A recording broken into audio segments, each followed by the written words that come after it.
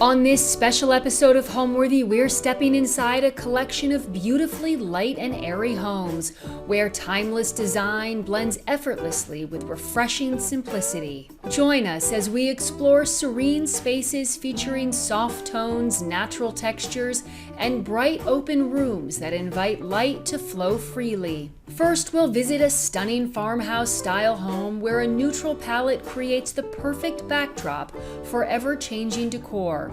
Next, we'll tour a charming 800-square-foot cottage nestled on the dunes of Lazy Point, New York, followed by a thoughtfully reimagined 1980s Tudor home transformed with monochromatic and organic design. Finally, we'll discover a minimalist San Francisco apartment showcasing breathtaking 20-foot windows. It's a journey of style and inspiration you won't want to miss.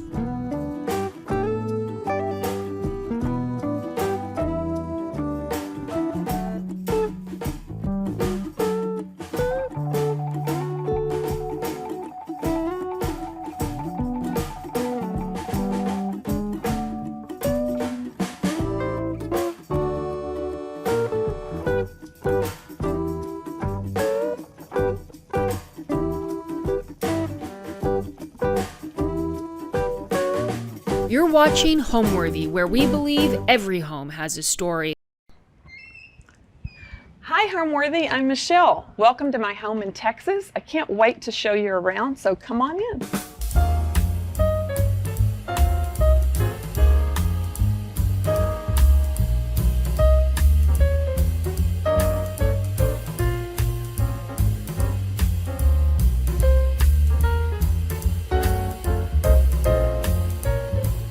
You're watching Homeworthy, where we believe every home has a story. Hello, I'm Michelle Howell. I'm owner and founder of Vintage Home Designs. I have a blog where I love to share home decor ideas, lifestyle, entertaining ideas. And we are at my home today in Rockwall, Texas. So we bought a lot about 10 years ago in this very quaint and charming little neighborhood in Rockwall.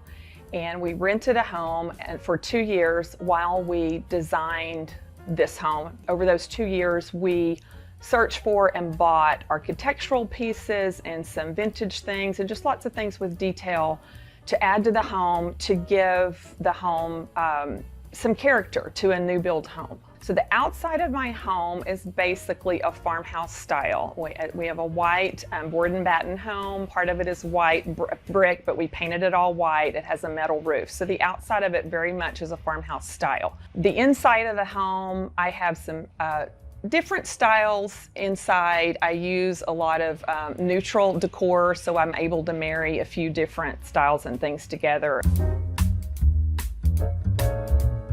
When you enter our home, you come right into a large great room area that I've divided into two spaces, our dining area and our living room. So let's go over and take a tour of the living room first. So in our living room, a couple of the things that are details I wanted to point out that we use to add character to our home are these, one thing is these vintage corbels. I wanted to create the fireplace mantle out of those. I actually bought these at a resale shop in South Texas for $40 when we were building the home. The mantelpiece itself was built out of remnants of some 12-inch tongue and groove board that we used to create the vaulted ceiling in our bedroom. And we had some remnants left, so we created this mantle and also the beams on the ceiling. Those are solid wood, and they were part of a barn tear down we actually found in a town close to our home. We went one day and purchased literally a side of a barn and went back and picked it up the next day. We used the 12-inch tongue and groove on the ceiling in our bedroom, and then the posts that held up the walls of this barn became beams for our ceiling. So it added a lot of character to that. So brick fireplace, I opted to paint that white because I just wanted a very soothing, subtle palette in our home. To cover the fireplace when it's warm months and we're not using the fireplace, I created or remade this fireplace screen. I bought it many years ago when my colors were different and it was black and it was ornate and had a painting on it. So I repainted it in neutral colors and used a really cool stencil on it to cover this black hole of the fireplace when it's not in use. So the bookcases on either side of the fireplace, I love to display things that I collect. Some of them being vintage books. I have a thing for vintage books and for transferware, especially brown. You can see my collection of some of my brown transferware here, and also a piece of the blue. There's just something classic to me about blue and white. So I pull those little touches of blue and white out for spring and summer. My mother is an artist, and so she did some sculpture pieces of my daughter when she was young. And so I love to display, here's one of the pieces here. So that is definitely a treasure to me. I have a collection of vintage wicker demijohns that are on the top shelf, and more of the brown transferware, family photos. And this is just another one of those little fun collections I like. I don't know why, but I love these little vintage yarn balls, thread balls. So I have those just stacked in a vintage basket, which is another love that I have. Lots of baskets in the house. So in the living room and in a lot of areas in my home, I love to layer rugs. I think layers add a coziness and character. So I have a large, very neutral rug on the floor that covers the whole space, and then a smaller vintage Turkish rug, which I love buying those and using those all over the home. It's still a neutral pattern, but it layers well with this, and again, it adds more texture, it adds some character, so I love to do that. And the trunk that I have that I use as a coffee table was my great-grandfather's, and it was a little beat up, and it was a darker wood and stained in some places. So I did a bleaching process on that because I really prefer the lighter woods, and I love having that. It's like a family treasure, so I love using that for my coffee table, and also it offers storage for blankets and things when we're not using those in the warmer months. Again, I love to use a neutral palette, light colors, whites, creams. So all of the furniture in this living room is actually slip covered. And I chose the white because it was a great neutral background. I changed the pillows out seasonally. So regardless of what patterns or colors I'm using, it works with the white. It's also so easy to bleach this. I have 2 young granddaughters, so I don't have to worry about them climbing on the furniture with chocolate on their fingers because it bleaches easily. And the chair and ottoman that are slip covered, I actually bought probably 30 years ago at a furniture store, which I think it's probably the only piece in my home that I have left that was bought at a furniture store, because I buy vintage, I buy estate sale, I just like one of a kind. And it had a different fabric on it, and I loved the feel of the chair so much. So when we were moving into this home, I had it recovered in the white slip cover, and the back of the chair is covered in a French grain sack. So when you come in my front door, you can immediately see the back of that chair. So it added some character to the back side of the chair. Some non-negotiables for me were hardwood floors in the home, and I wanted some brick flooring to add a warmth and a character to the home in some areas. I had that in my previous home, and it was one thing I knew that I would really miss. So I wanted that. I wanted to have a metal roof, and I just wanted to be sure and add lots of architectural things and detail, again, to make the house my own, to make it comfortable and cozy, and to add lots of character to a new build home. Okay, so let's head into the dining room. Another piece I wanted to point out is a side table here I have in this area that divides the living room from the dining room. That was a piece of my great-grandmother's. It also was a little scratched and in disrepair, so I did the bleaching process on that and achieved this beautiful light wood look. And again, I love having that piece and the trunk in my living room that were my great-grandparents. So in the dining area, you can see our staircase, And one thing that my husband really did not want in this house was to walk in the front door and be looking at a staircase. So we designed it where it would be on one side of the home. And he also had this idea to keep the back of the stairs open. And I wasn't real sure about that because it was going a little bit more modern than I wanted. But I'm so glad that we did it because it really keeps this space really open and it doesn't look so closed in. So that ended up to be a really great idea that he had with that. My dining table is a huge round table. It weighs a ton, and there's kind of a story with that. Many years ago, 20 probably at least, I was in a thrift store, saw the table. It was a light wood color, kind of an early American, and I didn't love the color, but I already knew that I wanted to paint it. But when I went to purchase the table, they told me it was part of display. So every few weeks I would go back, and one day I was in there and they told me they were going to be moving the store to a smaller space. And so I asked the store manager, if you're moving to a small space, would you possibly be getting rid of that? They agreed to do it. They told me they would sell it for $120. And I painted the table, and it has been through 3 moves with me now. I don't think I would ever part with this table because there's just something really great and conversational about putting a lot of people around a round table. I can easily seat 8 here, and we can squeeze in 10 if we need to. So back to my love for hosting and entertaining, it just is a really cozy, intimate table for gathering a lot of people here. I love hosting and entertaining friends and family, and I traditionally host Easter, Mother's Day, Thanksgiving, and New Year's Day. New Year's Day is a smaller setting. I have about 5 couples that are friends, and years ago we started a tradition of gathering here for lunch on New Year's Day. I have a traditional menu, everybody looks forward to it, and we can all fit around this table. And then for the other holidays, I can sometimes have 20, I've even had 30 people here before. So we will have people here and in different tables in my home.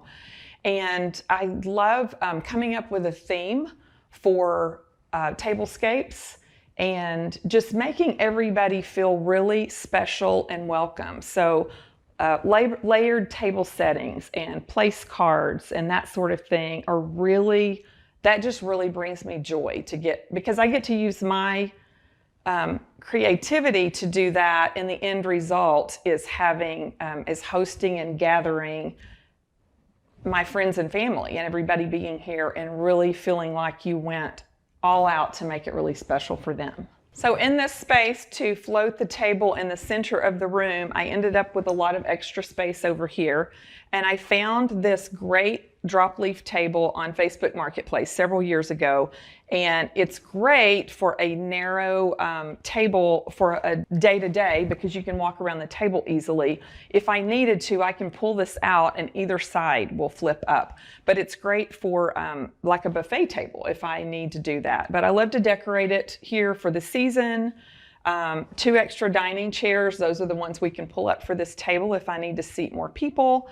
And I have this cool architectural window with the diamond shapes that I just stood in the window between myself and my neighbor. You can't really see in or out that window from outside very much, but I didn't want to block it with window treatments and block this beautiful natural light. So that the window just gave a little bit of another barrier of privacy to some degree, and it added a really cool architectural element with the diamond shapes of the window. This lamp is one of my favorites. I think it's like a stone or concrete. It weighs a ton. I bought this, I don't know, probably 20 plus years ago, a pair of them at an antique store for like $40. There was no shade on it. And somewhere along the way, I found this cool one that is burlap and it says antiques, which was perfect for me, and it happened to fit the lamp. Most everything on this table, in fact, everything on this table except this candle, was either thrifted or estate sale. I have this beautiful linen Michelangelo book. I found at a resale place. This white stone fruit bowl or topiary was thrifted. Book was thrifted.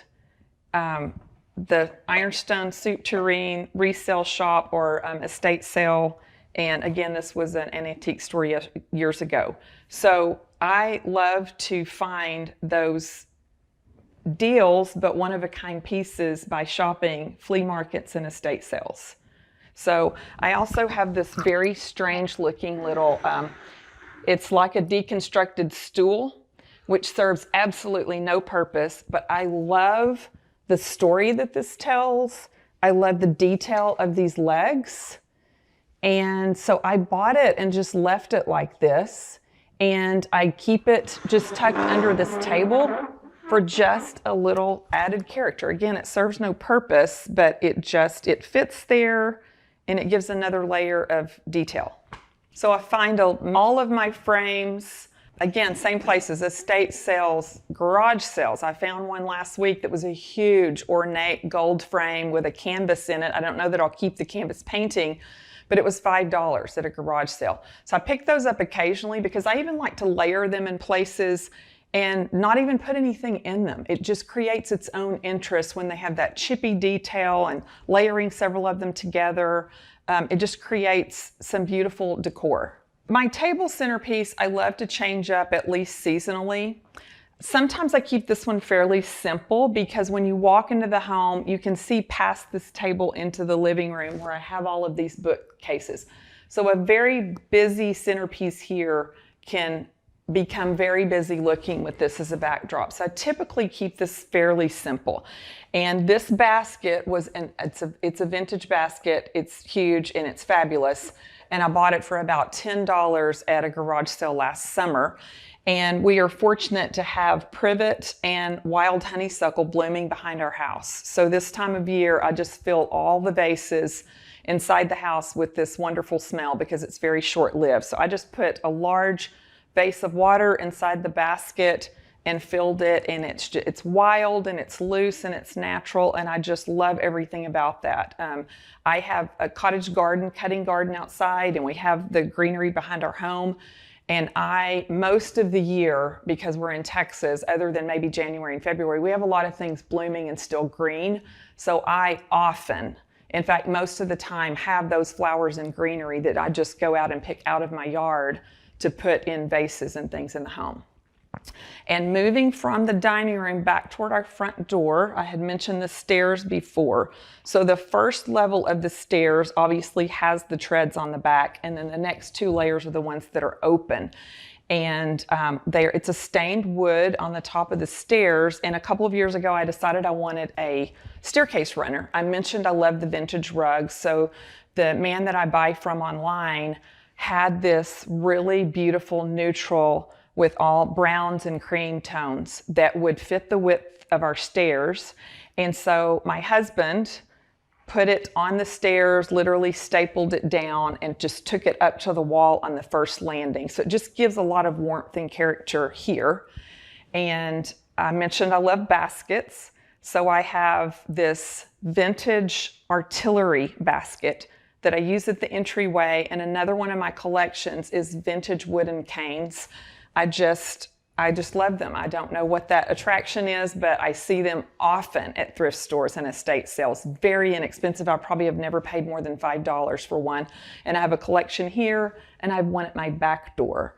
So just adds a little detail and character here. And I have a large basket at the first landing. It is a vintage basket with straps on it. I really don't know what that is. I wish I knew its story, but it was just a great way to soften the corner of the first landing of my stairs, and it's just filled with dried branches and dried hydrangeas. Okay, so let's go take a tour of the kitchen, but on the way, I want to point out these fabulous doors and probably my favorite architectural piece in the home. These doors were off of a carriage house barn in Iowa. They are each door is 6 feet wide and 10 feet tall, and they weigh a ton. Luckily, I found them when we were first designing the home, so we were able to put an extra header beam in the wall to be able to support these, and a long barn railing system.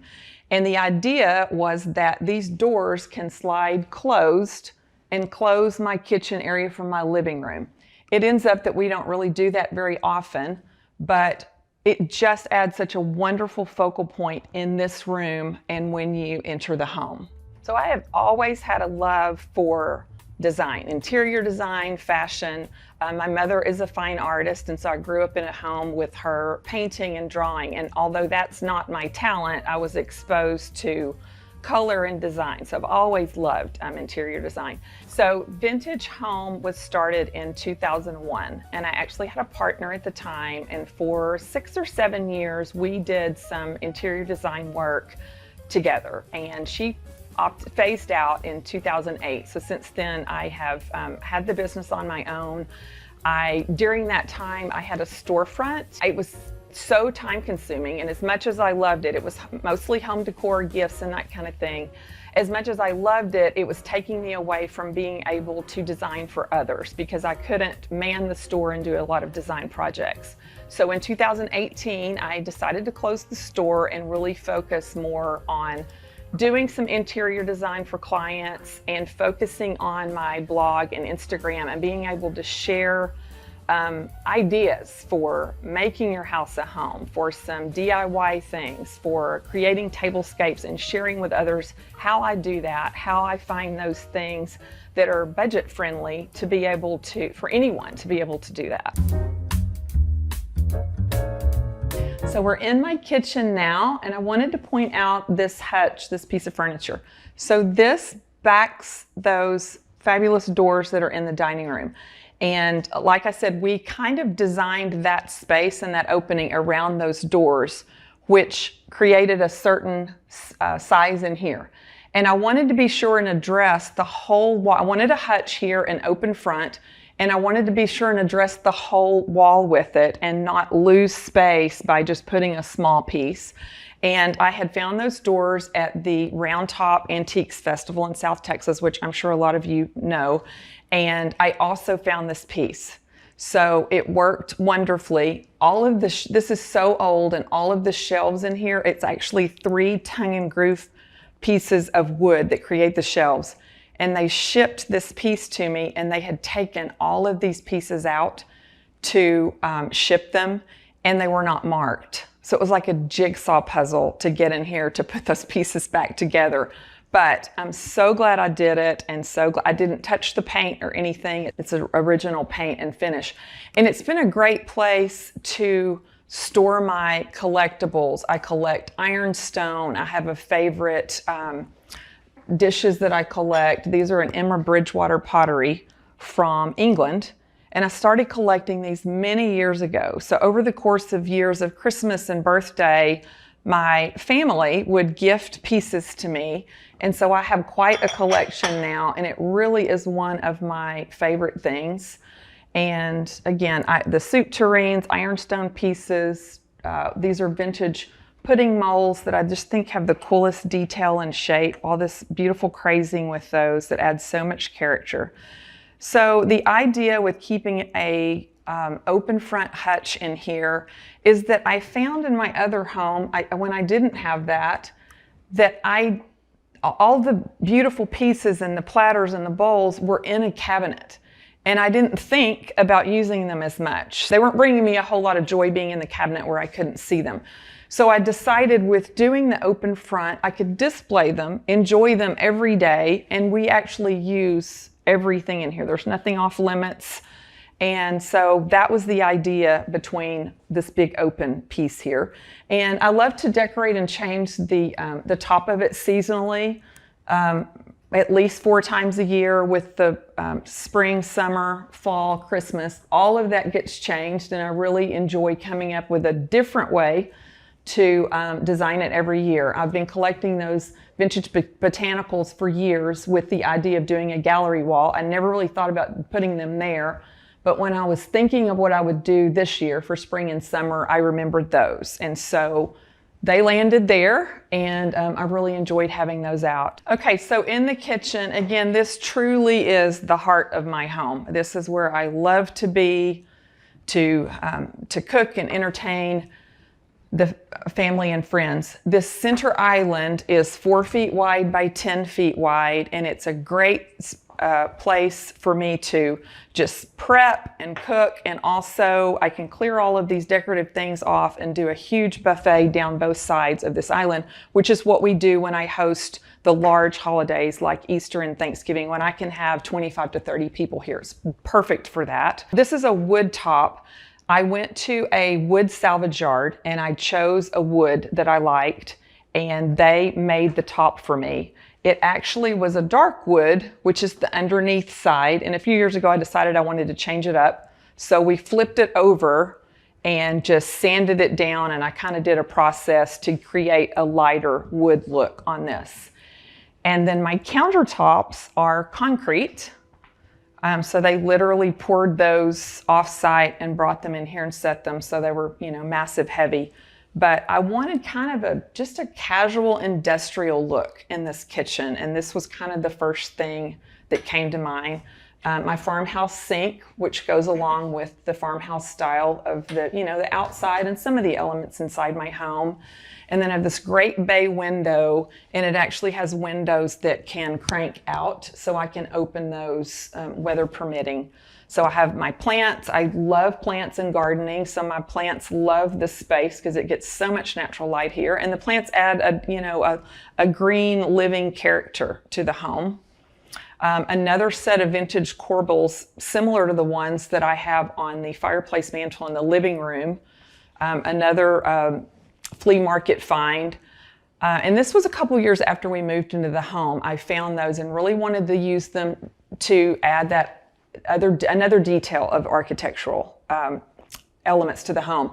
So I had my husband mount those on either side of my kitchen sink in a large, to frame in this large area around this bay window. I created the two glass doors on either side of the sink because I feel like it created kind of an openness instead of all of the cabinets being closed in. And I did want to display some of my white dishes and my pretty glassware. So obviously those cabinets stay fairly neat, but that's why I kept it to just the two sets of cabinets, because obviously I didn't want glass front everywhere, or then, they have to be neat and tidy all the time. So I just like the openness that it creates when you're looking at the sink end of my kitchen. On the island, when we're not entertaining and using it for food prep, I keep a bowl of fruits and vegetables out here that we do use daily.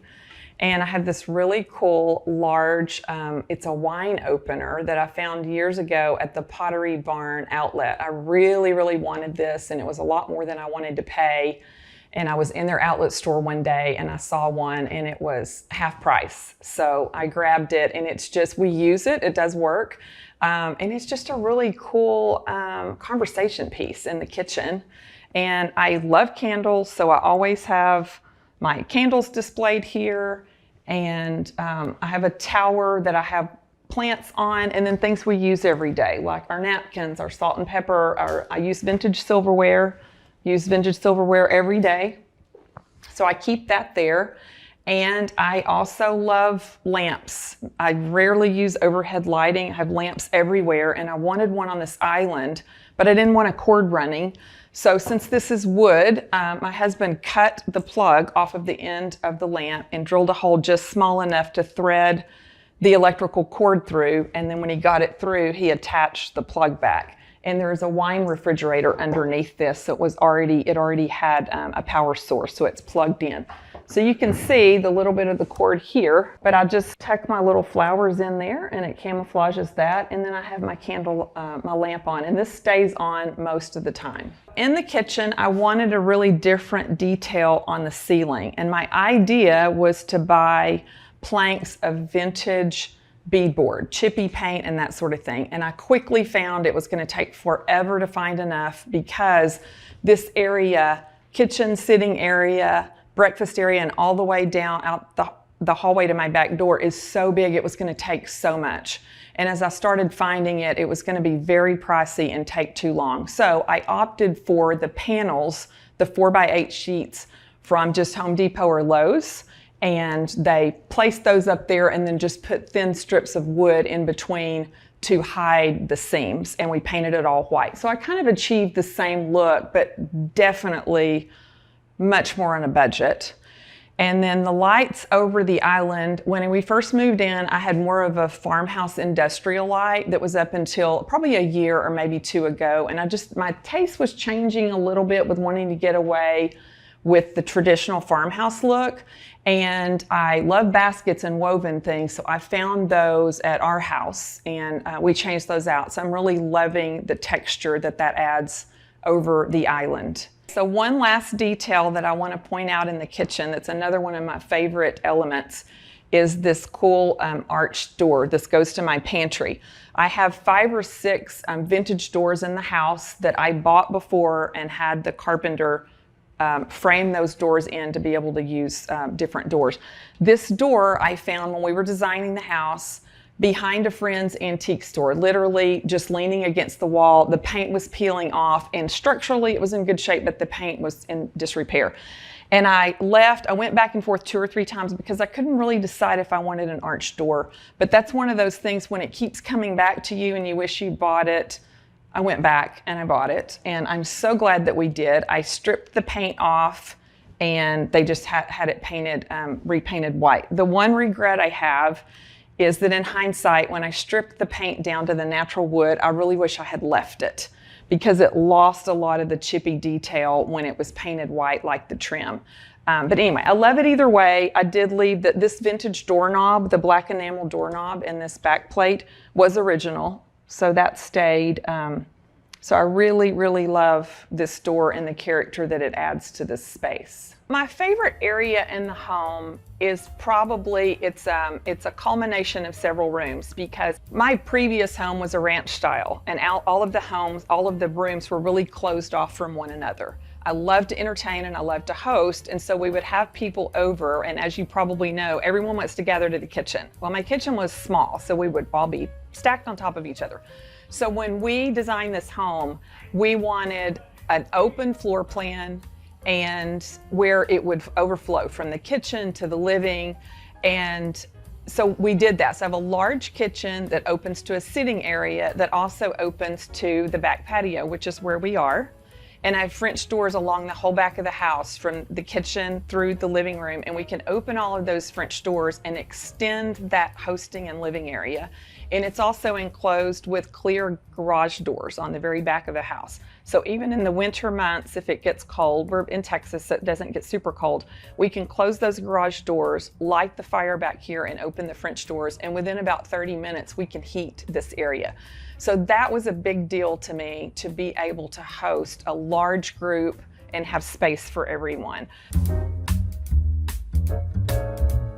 So from the kitchen area, we have the sitting area. And funny story about this, when we designed the house, this was actually where that dining table was in the front. And I had a very small sitting area over on this side of the room, but it could only accommodate 2 chairs because it had to remain a walk-through. So one night, several years ago, my husband and I are sitting here realizing we have this massive dining table in here and it's just us, so we never used it. So we kind of did fruit basket turnover that night with the furniture, and my dining table landed in the entryway and my sitting area landed here. And the breakfast table that was in the front room where the big table is landed there. And we were able to buy a sofa and create a full, almost living room in here for a lot of people to sit.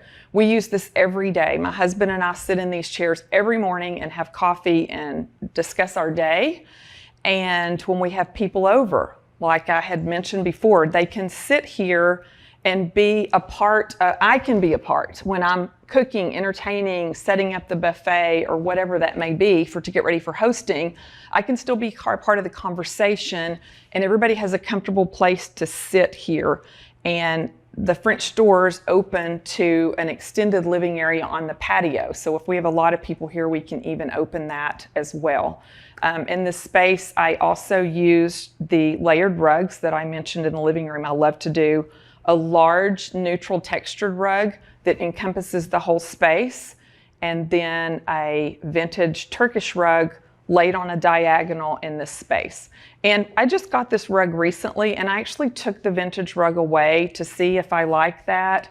And it just really took away something. Something about the layering just adds a neat detail and the character. So that landed back there.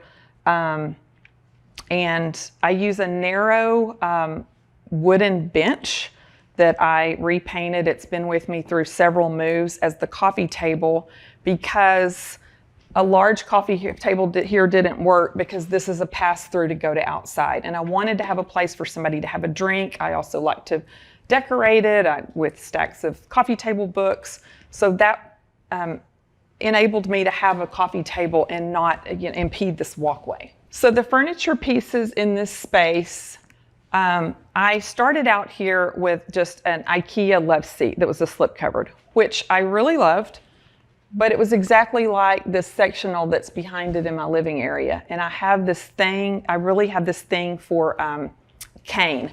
And I found this beautiful antique cane sofa in a resale shop for about $60. It was covered in awful burgundy velvet, these cushions. So I found just a white duck cloth, took it to an upholsterer, and he recovered the cushions for me. And they can be removed and washed as well. So again, I went with the white so it could be bleached. It gives me a great neutral background to be able to change out the pillows here seasonally, and I just really love this piece.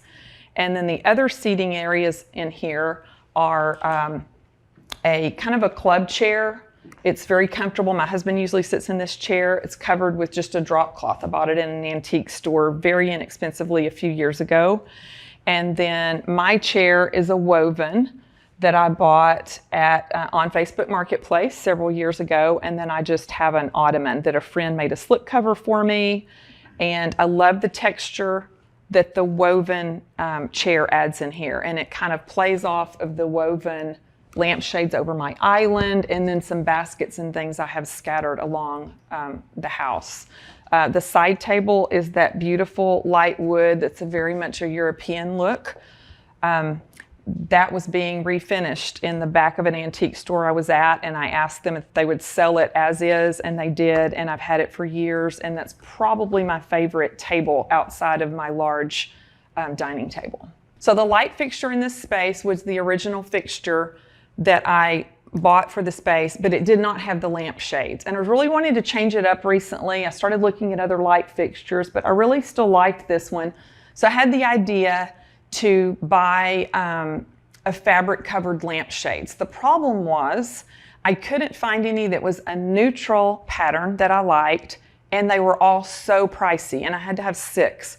So I ordered drum shades on Amazon, found a set of clearance pillows at HomeGoods that I loved the fabric, took them apart, and covered those lampshades myself. Very inexpensive fix, did it in an afternoon. So it really changed up the fixture without me going to buy a new fixture. And one other thing I wanted to point out in this space is I like to sit here and read, and there is no floor plug here. Since this was the dining area, we didn't add a floor plug, and I really wanted to have a lamp. So this lamp actually doesn't plug in. It has one of the rechargeable light bulbs that you use, and then it has a remote. So it doesn't produce a lot of light, but it's enough that we can use it here for reading. So that's just a good quick fix if you need a place for a lamp and you don't have an outlet. I think to create an inviting and welcoming home to me is, first of all, surrounding yourself in your home with things that you love, that bring you joy, because I think then that you're going to naturally portray that to others.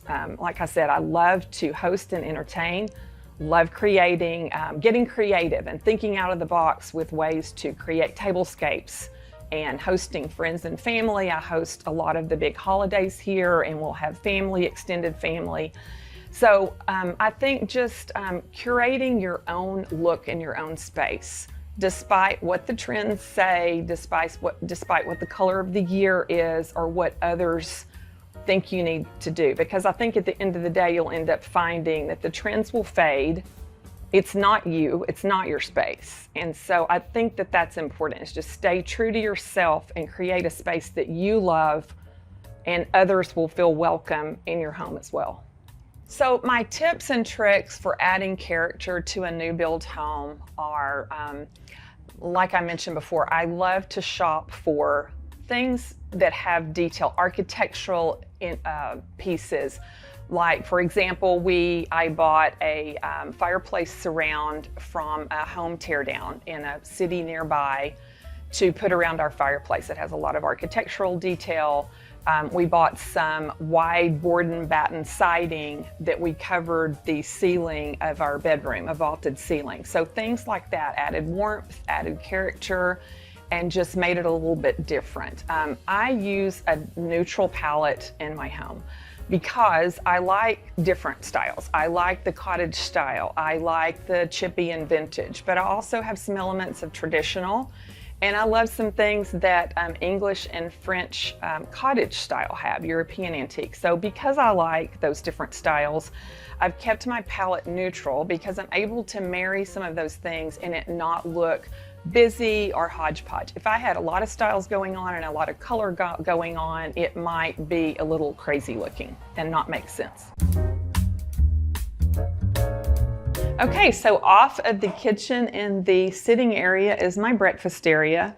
So this is a table that will seat 4 to 6, and it's just a great size if just my daughter and son-in-law are here, or we have friends over. It's a great place like to play a game or play cards. I just recently put this check tablecloth on it. I love check fabrics because that kind of is a detail you'll see a lot in English country or French country design, and I really love both. Typically I don't have a tablecloth on that, and it's just this really beautiful light wood color table. I just thought this was a fun change for the season. And more of this honeysuckle that I cut from the backyard in a thrifted swan vase. And I recently acquired these beautiful cane chairs, Facebook Marketplace. It was a set of 8, and I am having new slip-covered cushions made for those in white, of course. And my china hutch, that also changes out seasonally with a lot of my collections. Right now I have a lot of my white ironstone soup tureens in there. That's something I love to collect. So I have a lot of those in there now. So on the wall in the breakfast area, I changed this out seasonally too. Usually I have a collection of white plates that I hang here, but I found this really cute canvas. It's kind of a wall organizer back last fall, and I ordered it. It's part of the Liz Marie Galvin collection on QVC, and I thought it would be so cute to do at Christmas, like an advent calendar. Well, my life was crazy at Christmas, and I barely got my house decorated, so that didn't happen. So I pulled it out for the spring, and just the gardening theme came to mind. So I have some vintage garden tools, a straw hat, seed packets, gloves. So I just kind of staged it to go with the spring and summer decor. So I may keep it up for fall and change it, or that may come down and the plates or something may go up. But I just thought it was a fun touch for the gardening season. And then I just have these 2 wicker basket trunks that I have stacked here. I'm actually looking for another one to make it a little bit taller, and I'm going to use it in another place. So this is a vintage child's high chair, and I have one of my plants here. It gets great natural light. And then another fun feature, and it's a little unusual for me because it's this turquoisey green. This is a sliding door that closes off my laundry room. I bought this also at the Round Tops Antiques Festival, and the plan was to, of course, paint it white. And when I got it home, I just thought I'm going to lose a lot of that character and detail, like I ended up doing with the arch door in the kitchen. So I completely left it. It has original hardware, even has the hole here where the knob used to be. I didn't even replace that. It has the hinges still on it, and I just left it because I love the character. And even though it's turquoise and I don't ever use color in the house, it's just a fun but subtle pop of color as you're going out the back of my house. This door is on the barn slider, a sliding door, and this goes into my laundry room. And I did some fun elements in here because I figure if I have to do laundry, I might as well enjoy the space. So this sink is actually a European animal trough I bought in South Texas in an antique store, and I had the plumber put this in place of a sink. So I thought that was really fun and different. And then on the ceiling in here, I collected vintage ceiling tins. They came in panels of 2, and luckily I found enough. Some of them were discolored and different colors, but I loved it, and it just added a really fun detail to the ceiling in here. And this shutter is an old vintage shutter, and I loved the detail on that. And I hung that there because when they put the where your washer and dryer attaches and plugs in, it is like right here, and I couldn't stand walking in and seeing that. So my husband mounted this shutter for me, and it would lift right off if we had to get to those attachments. I have some of my plants in here because it's beautiful natural light. And this in my bathroom are the only places that I did the cabinetry a different color. I just decided to go with something a little different and darker. So this is a gray color in here, and then we just used a simple butcher block for the countertop here. And then I have a butler's pantry off of my laundry room that just holds my extra dishes and linens and all the things that I love to entertain with that didn't fit in the hutch in the kitchen. When we were building this home, like I said, we wanted to make sure we had a large open area. And I was a little concerned about that because in my former home that we also built, that's one of the reasons I wanted small cozy rooms that were not an open floor plan, because in my mind I thought it was going to be really hard to create cozy spaces if it was a large open area. But when we moved here and we decided we wanted that open area to be able to host and entertain, I was a little concerned about how am I going to make this cozy spaces. But it really just all came together, creating a sitting area off my kitchen. And that probably is my favorite space in the house because people can gather there while I'm cooking in the kitchen and have a morning coffee or a glass of wine in the afternoon and I can still be part of the conversation and the experience with that. So I think that was a fear that I had in the beginning, was making my home cozy because of open spaces. But again, I did gathering spaces, created each space its own, but them all flowing together. And it ended up working with it being a cozy space, and again, all of those rooms having their architectural detail, and it ended up working out. So I'm glad that we decided to go with that. So welcome to my patio. This is another one of the favorite spaces in my house because we love to entertain out here and just sit out here, just my husband and I. So one side is, it's divided into 2 spaces, a dining area and a sitting area. So this is the sitting area, and I have a sofa out here that it's not outdoor furniture. It is a down-filled sofa that is slip covered, which is great because it gets really dusty out here. But as you'll see in a minute, this space is enclosed by clear glass garage doors. So we can keep those closed. It doesn't really get that dirty out here, and it doesn't get rained on or anything. So I'm able to have a real sofa out here, which is great if we want to lay down and watch TV, watch a movie. And then I have this just IKEA oversized club chair with an ottoman for someone who wants to. My husband may sit here, I lay on the sofa, vice versa. And then just in a little extra chair tucked in the corner if we have friends out here. And the fireplace hearth is a bench seat. So we can actually seat a lot of people out of here, although it's not a huge space. And then we have the outdoor fireplace, which actually is a wood burning fireplace. So we use that a lot when the weather is chilly.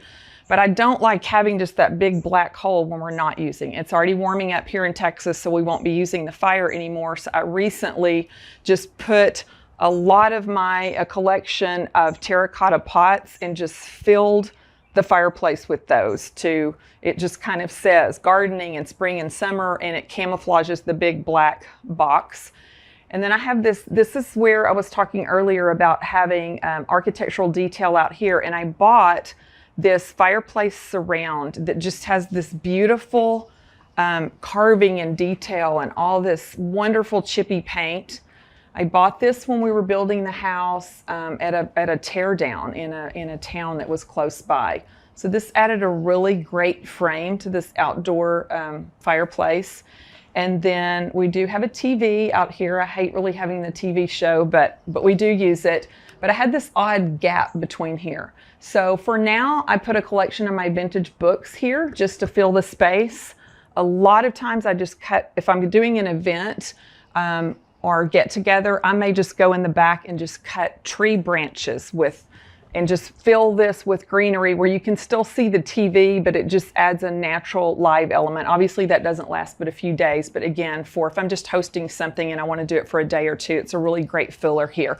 So this is fun to decorate for Christmas and different seasons, but I just thought it was fun to use my vintage books because it's another collection and something that I love.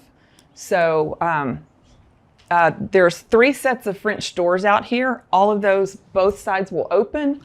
They open up to my living room and my kitchen and my breakfast area. So we can open all of this, close these doors, heat this space in no time if we need to have this as an extended living area during cold weather. So this side of the patio is the dining area. And again, I don't have to use outdoor furniture out here because it can be protected from the weather. I bought this table fairly recently, well, I guess last year sometime, at a thrift store for $25. It's massive heavy. It was super, super dark. It took forever to strip it, and I thought I wasn't going to finish it. But anyway, I'm so glad that I did. It's actually a drop leaf on all sides. So every side of this table can drop, and it makes a long narrow.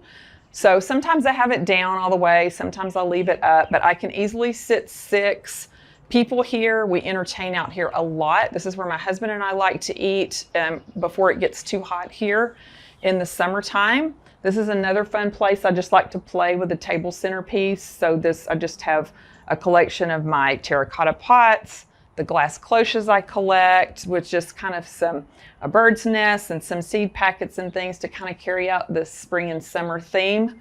And I have a sink here that's a prep area if we're going to cook or entertain out here. And then I hung some straw hats up again to finish out the summer theme. I'll take those down later and change something out there. I do keep the window up most of the time. And I wanted a lamp out here, back to my love for lamps, but having one with fabric, I thought it's just going to stay so dirty all the time. And unlike the slip-covered furniture, I can't wash that. So I took this old lamp, basically the form or the spine, took the fabric off, and so I can have a lamp out here, and then I don't have to worry about the fabric getting dirty. Okay, so I've mentioned several times throughout the home tour that I have all these gardening elements, the cloches, the terracotta pots here on the table, in the fireplace, and the straw gardening hats, and then my little canvas wall hanging. I love to garden, and I just find great joy in growing flowers and things in a cutting garden that I can bring into the home and that I can share with friends and neighbors. So let me show you my cutting garden. That's one of my favorite places outside. So this is my perennial cottage garden. That was one of the things I really wanted in front of my home, was just a very unstructured, unmanicured flower bed. I didn't want shrubs that had to be really trimmed a lot. I just wanted it loose and airy. And so I picked out, when I was designing it with the landscaper, the flowers and things I knew that I wanted, and he placed them, and we just kind of went from there. So most of these things bloom, and so I'm able to just come out here and clip blooms to create bouquets for my house and for friends and family. Everything here is perennial, so it all comes back. Some of it dies off in the winter, but most of it doesn't. A lot of it stays evergreen, so it doesn't look bare out here. So anyway, it's just a really fun place for me. I think it adds a charm to the front of my home. Home to me is all about hosting, entertaining, and gathering. Again, I love having people here. I love when people feel welcome here. And that is, I think, it's just the most important thing to me. And that's when it makes my house feel like a home, when I can gather others here and they feel at home as well.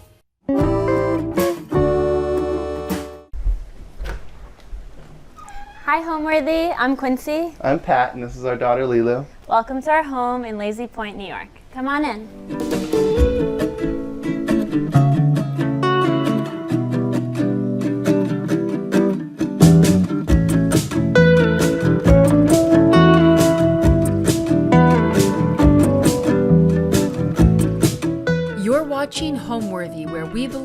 every home has a story. Hi, I'm Quincy Davis Schmidt, And I'm Patrick Schmidt. and we're at our home in Lazy Point, New York. We bought this home a few years ago, and we did a full gut renovation. It's really wild to see how far it's come and how different it is now, and how we've made it fit to our lives much better than it was. So it's a very, very local community, which we both really loved, and I think it's really special to raise our daughter here. It's a very nautical neighborhood, for lack of a better term. There's a lot of fishermen around, a lot of boats. It's a very unique neighborhood. We're both former professional surfers, and this house is just across the street from the water. We're actually on the most narrow part of Long Island, so we're close to the ocean side as well, at a spot that we both love to surf. So we're very fortunate to be where we are. So the way that we met is a long story, actually. We both surfed in the same competitions growing up, but I was actually a fan of Quincy's before she knew who I was. And then later in life, we had the same sponsor, so we got to do some traveling together. We had a lot of mutual friends, and we were fortunate enough to travel the world together as friends before we even started dating. So Yeah, and I'd say when we were younger, we were at a lot of the same contests. We both lived on the East Coast. Pat's from New Jersey, and I'm from Montauk, so we were in the same circle, I would say, for forever. yeah, Then we became really close friends, and then we got married. the rest is history. My surf career was very cold water focused, so I liked to go to places like in Europe and Scotland, Morocco. Oh yeah, I'm a tropical She's a gal. tropical girl. We just went to Fiji actually together as a family with both sides of our family, which was really cool, with Lilu when she was 4 months. Yeah. That was really special. Yeah, but we've been to Hawaii, Australia, went to Byron Bay. Indonesia, Tahiti. Yeah. Been a lot of places together.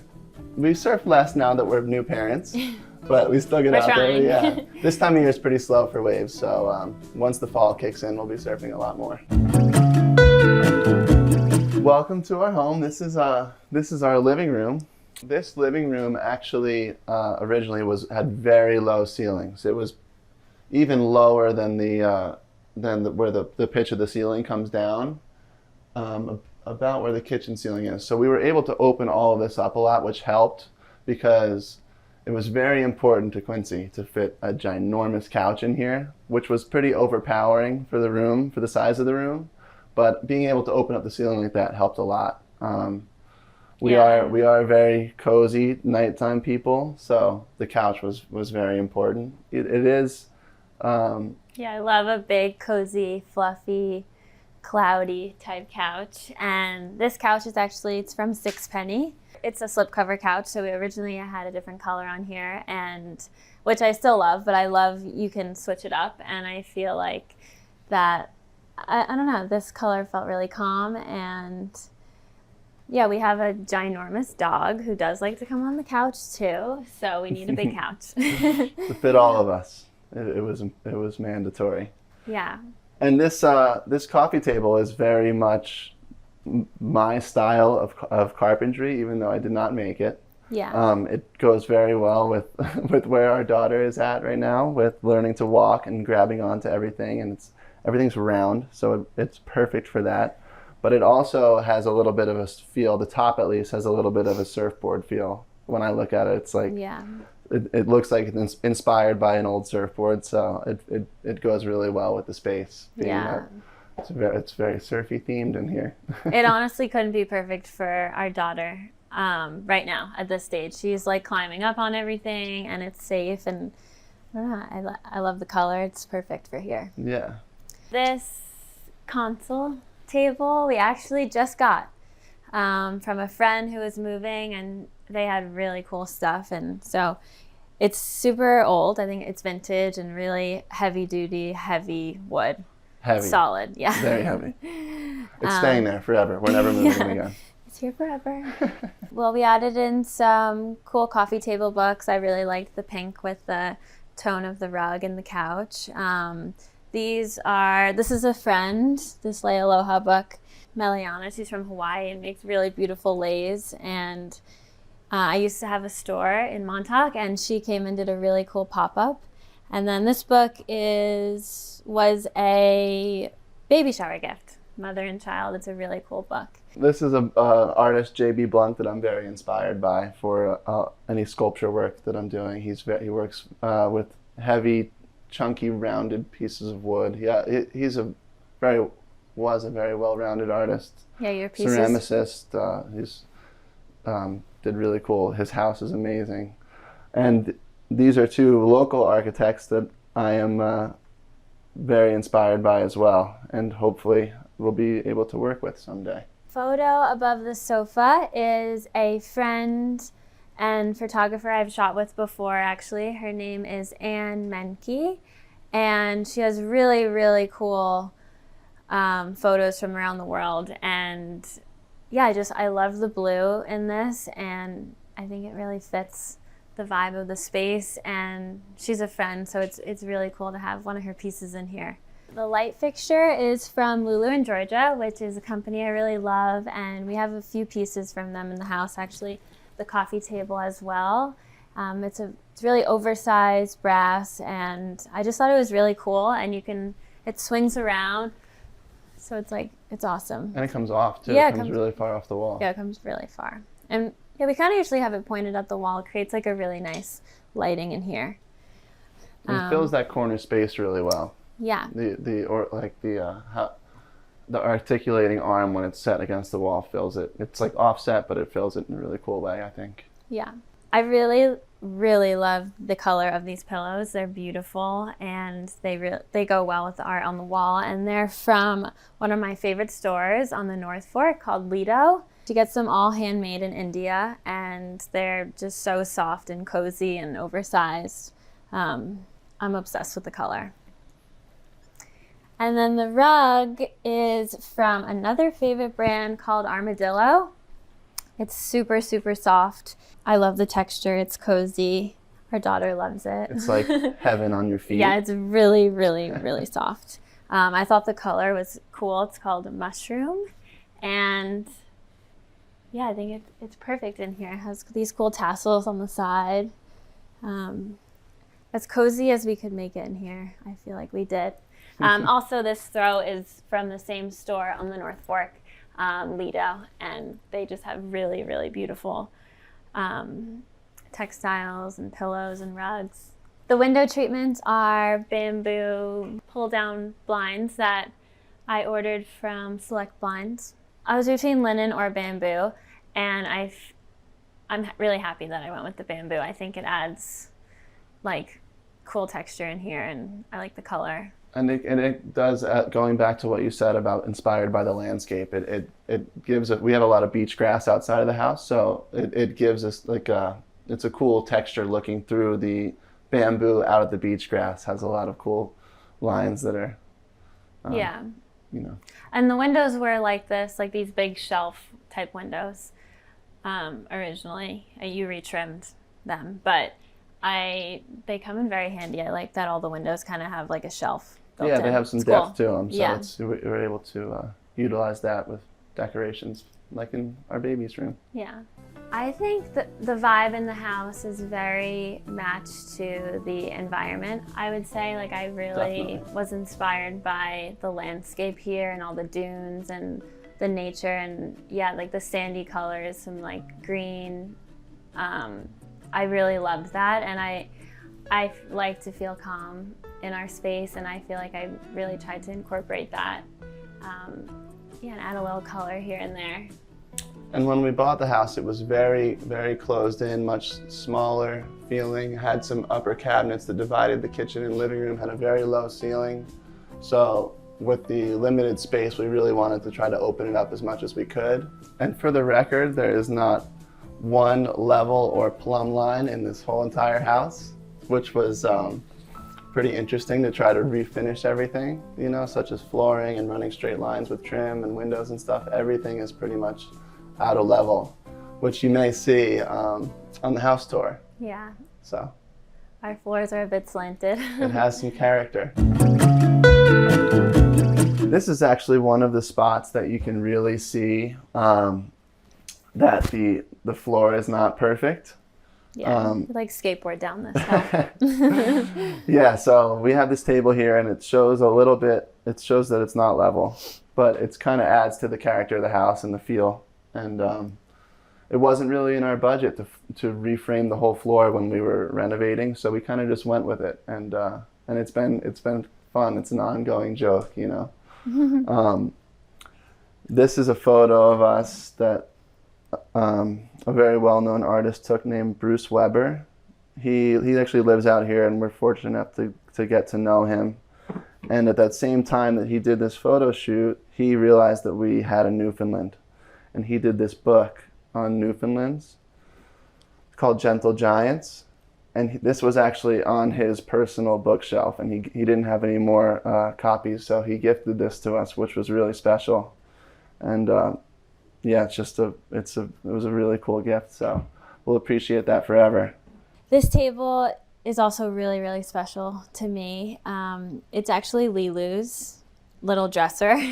It's vintage, and my best friend got it for her. So right now her room is so tiny, it can't really fit in there, so it's our entryway table right now, but I think it's something we'll keep forever, and she can grow with it. And yeah, I love this piece so much.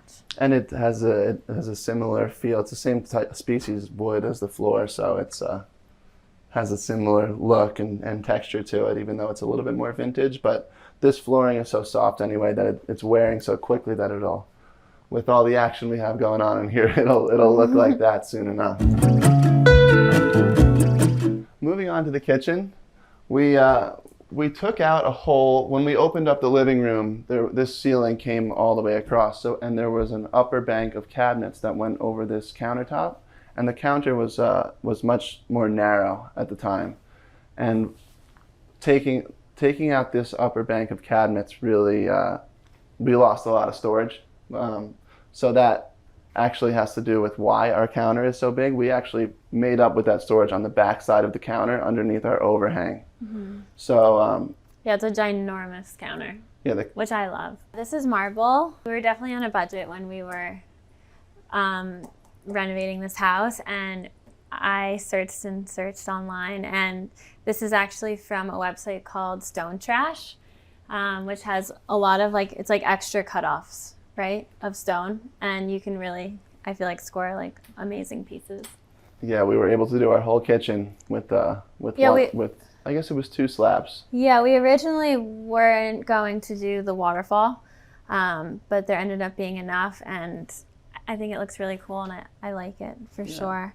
But yeah, so we have storage on both sides, which is ideal for a small space. And originally, when we had this installed, we didn't have an overhang on the back because we thought it was too big, but we also don't have anywhere to sit and eat. We don't have a dining room, we don't have a dining table. So Quincy and I spend all of our meals right here at this counter.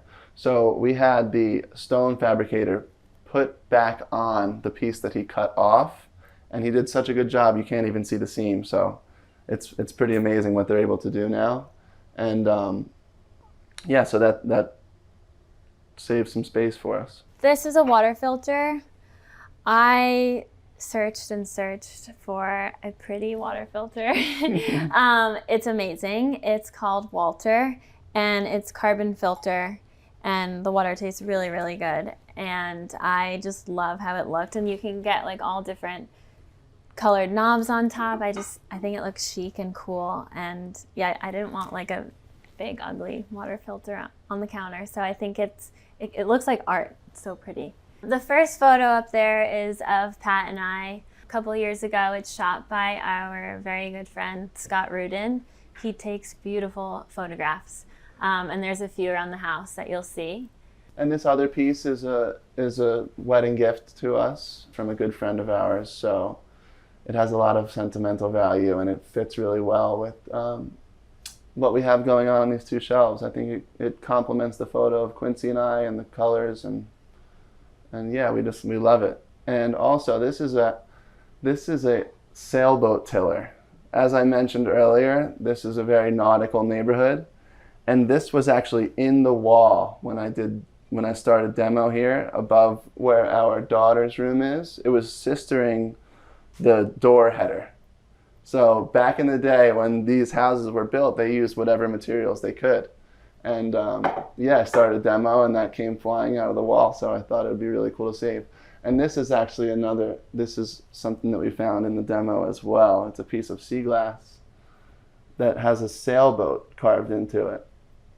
Those are two things that we found during the process of renovating this house. So pretty cool. And yeah, and then we have a couple cutting boards that I made and some... Casual. Yeah. I love that really big one. This is a pendant from Lulu in Georgia. I like the color of it. I think it's like, it ties in all the other neutrals in here, I'd say. And the scale of it's perfect. It's not too big. You know, it's not too much space to take up here, so it works really well for the space.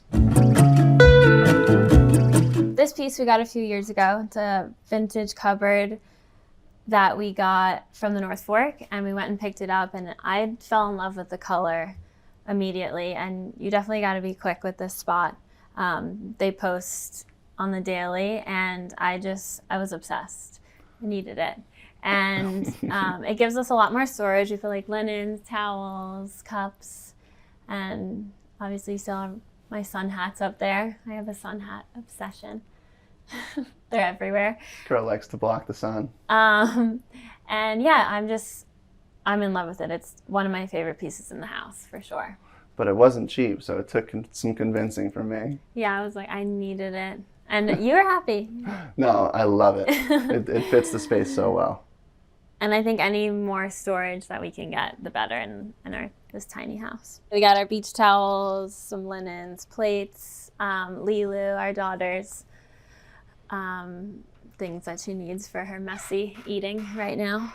I wanted to highlight this beautiful rug that we have in the kitchen. I think it really matches actually the vintage cupboard we were just looking at perfectly. It's also from Lido on the North Fork. And I'm just obsessed with the color. I think it's just like so vibrant and beautiful and earthy. Yeah, it's consistent with our green, blue, beachy theme too, you know? This is Lulu's high chair. It's from a brand called Cybex, which makes really awesome strollers and high chairs and other baby equipment. But I thought the pink was so adorable, and I don't know, everything cute. She loves it, and it's the best. And it's very easy to clean, which is great. Yeah, it is very easy to clean, which is a must. Yeah. This is a sculpture side table that I made. It sort of resembles a mushroom, but the base is beech and the top is ash. And I've carved it with a chainsaw and then let it sit outside for a little while to sort of age and crack and warp, and then we brought it inside as one of our side tables. We call it the mushroom. The mushroom. I lied before and said the cupboard was my favorite piece in the house, but this definitely is. I'm obsessed. She's too nice. Off the main living space, we're gonna go into Lilu's room. Our daughter is tiny, but she doesn't need much bigger right now. Lilu is our new baby girl, and she is 9 months old, and she's the best. We love her. But this is her crib, and this is from my best friend. Actually has a really, really cute little kids store in Montauk called Honey and Hive, and they carry this brand from Paris, and I was obsessed with this crib, and it was a thing. I love how airy it is, and it just looks, I don't know, I liked it a lot more than the traditional cribs with the bars. She loves it. It's from Charlie Crane is the name. And then this is our little chair that we give Lilu her bottle in and get all cozy before bed. These photos on the wall, Pat took actually. Yeah, that's film, right? Those are medium format photos of Quincy and our dog when he was a puppy. That's Bowie. our first baby. That's our first baby. Our first baby, Bowie. That's And, us in Montauk by the cliffs. And these photos are more from the same photo shoot with Bruce Weber when Quincy was pregnant with Lulu. So we figured it would they would be really nice in her room. Yeah, that was a month before giving birth. And then these are all her books. A lot were gifts, which all have like little notes in them, which is really special. These curtains are from a designer named SKL. She makes really, really beautiful prints, and I'm obsessed with them. They were originally in my store, and I just feel like they fit perfectly in here. And I love the colors. And then this is her little closet, her little dresses. As you can see, we have more photo books scattered throughout the house. This is a friend of ours, Danny Fuller, who's also a former professional surfer and now a really well-known photographer and a great guy. And this is a Peter Beard book. Peter was a local staple in the art scene on the East End of Long Island. He passed away a few years ago, and he was actually a huge inspiration of mine. And yeah, so love that book. Mm-hmm. We'll take you over to the master bedroom.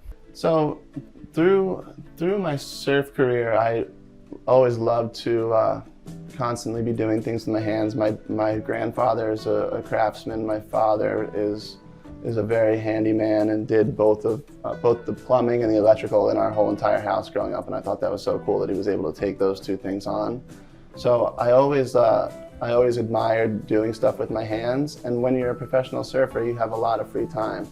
So I started tinkering, but this is before we bought our house, our first house. Mm-hmm. I just started doing a lot of tinkering with wood and carpentry and stuff, and I was fortunate enough to work for an artist named Rogan Gregory as his studio assistant, which gave me a lot of confidence to use tools and work my way up in the carpentry sense with, you know, confidence in carpentry. And when we bought our house, that really snowballed because I had to take on a lot of the work myself. I learned a lot through that process. Yeah, that transitioned into starting my own construction company. So here we are. At our other property, Pat has a wood shop attached to the house, so he's made some really, really cool design and built really cool furniture pieces, which we have a few here in the house that we'll show you, or you'll see throughout the tour. Yeah, he makes really cool stuff. Thank you. And loves it. Spends a lot of his time in the wood shop. As you can see, it's a little bigger, but it's another very small room, and if you can imagine, this was actually 2 bedrooms. So this was listed as a 3-bedroom, and we combined 2 of the rooms to make the primary. And yeah, this is our... Yeah, this middle room was so tiny, as you can see. Yeah, right where this beam was, basically to the other side, the back side of these closets was considered a bedroom. So this is a local artist by the name of Rafi Mizuko. He does really cool collage style pieces, bright and vibrant, and all cast in resin.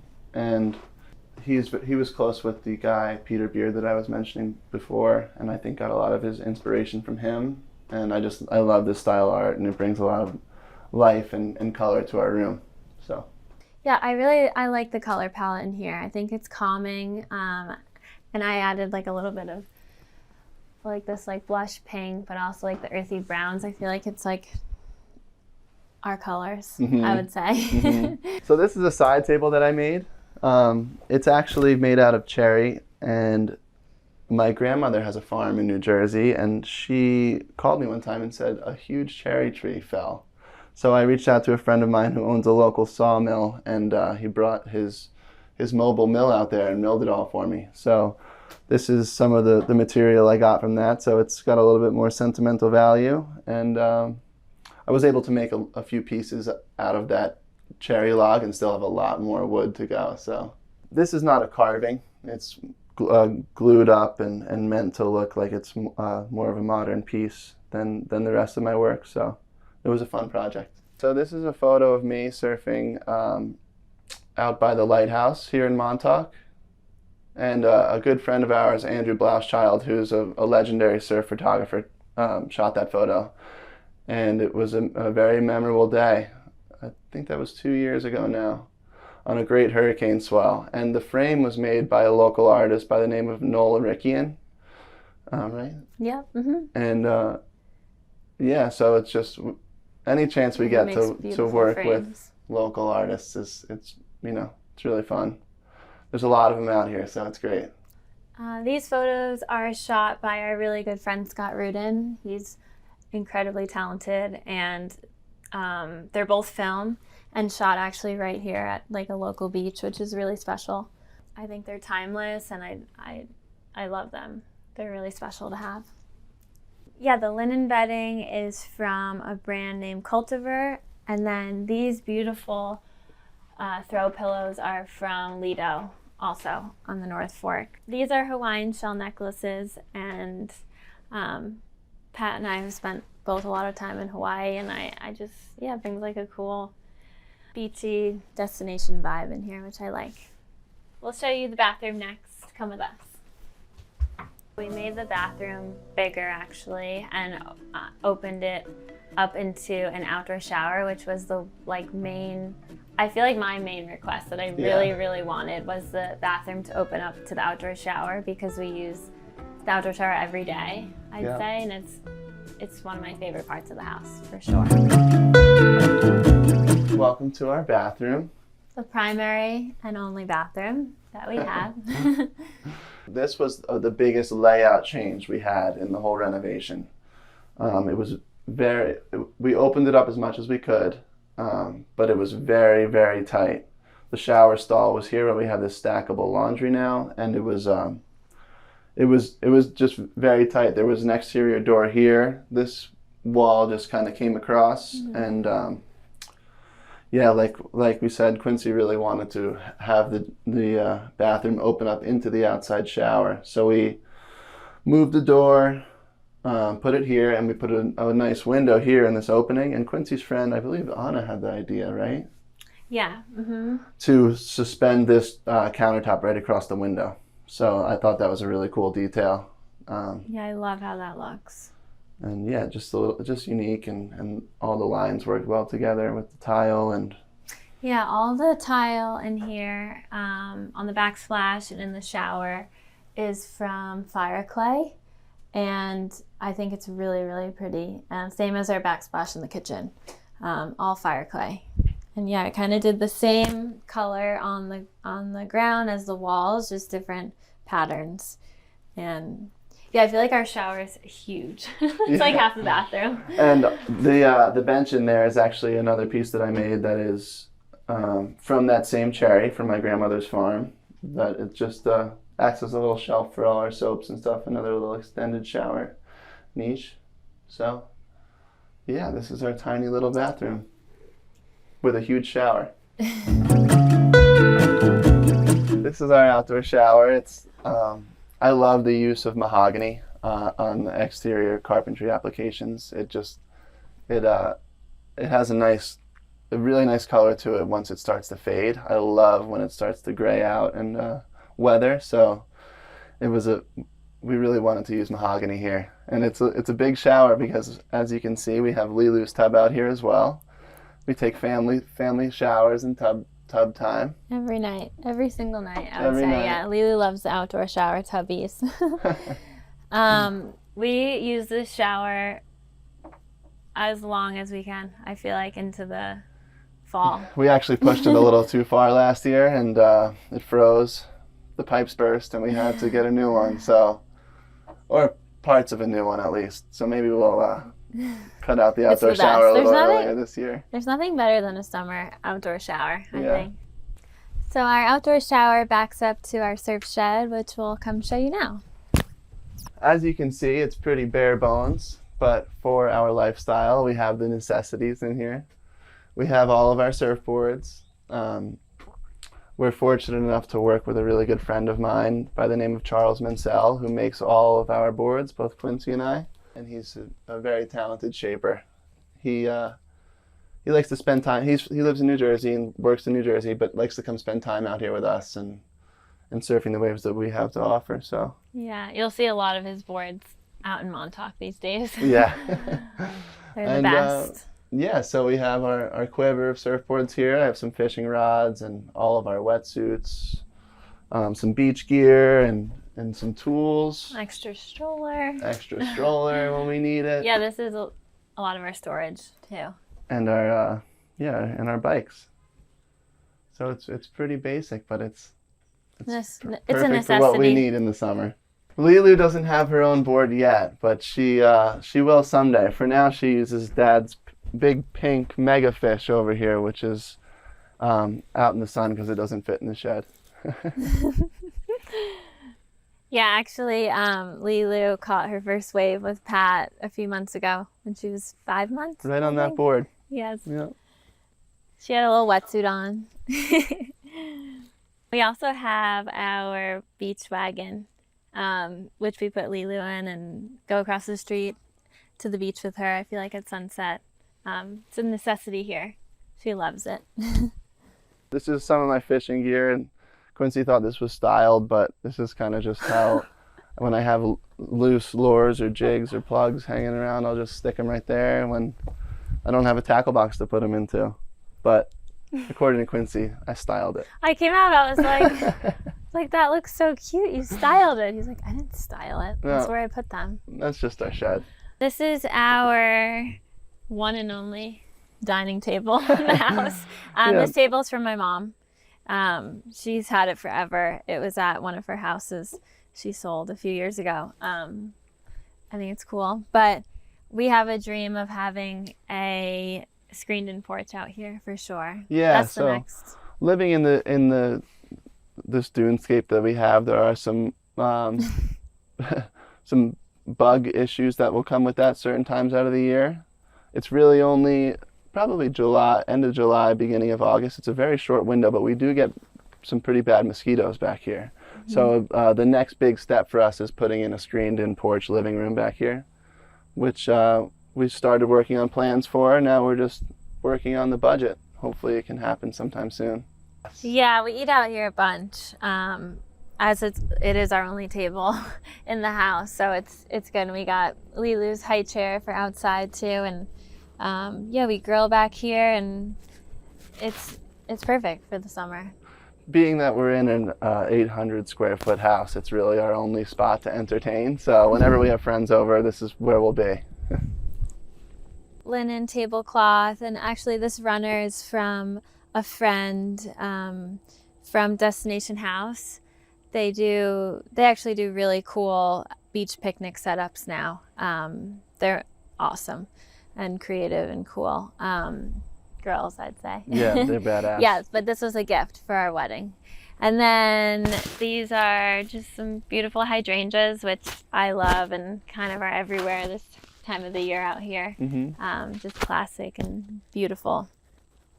This outdoor piece we got, sometimes there's like really cool estate yard sales out here, right? That's where we picked this up, and you can really score, which I think we got that table as well and this cool piece. It's nice to lounge back here and hang out. I'll hang out with Lulu out here, have my coffee in the morning. Yeah, the area that we're in, you can have some really cool garage sale finds around here. There's a lot of real estate moving around, a lot of people selling, buying, building. So garage sales and yard sales are big out here when you're trying to score new pieces. Yeah, you gotta go early. Yeah, you gotta get there early. Yeah, the pergola trellis, whatever you want to call it, was our cool little side yard entryway, and also where we hang our wetsuits after surfing. Yeah, it's definitely cleaned up back here right now. I personally actually love how tiny it is. That's what I was going to say. I love the size and scale and how maintainable it is. The scale of this house, it's great. Yeah, it works for our family size right now, for sure.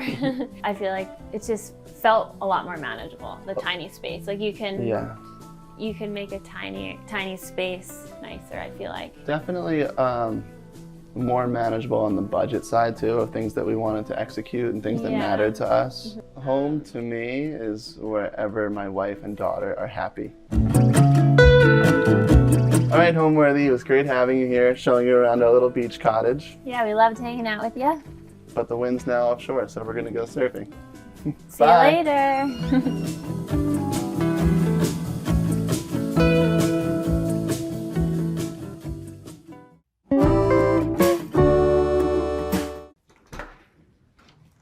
Hi, Homeworthy. I'm Gabriella Eisenhart, and this is my home in Atlanta. Why don't you join me?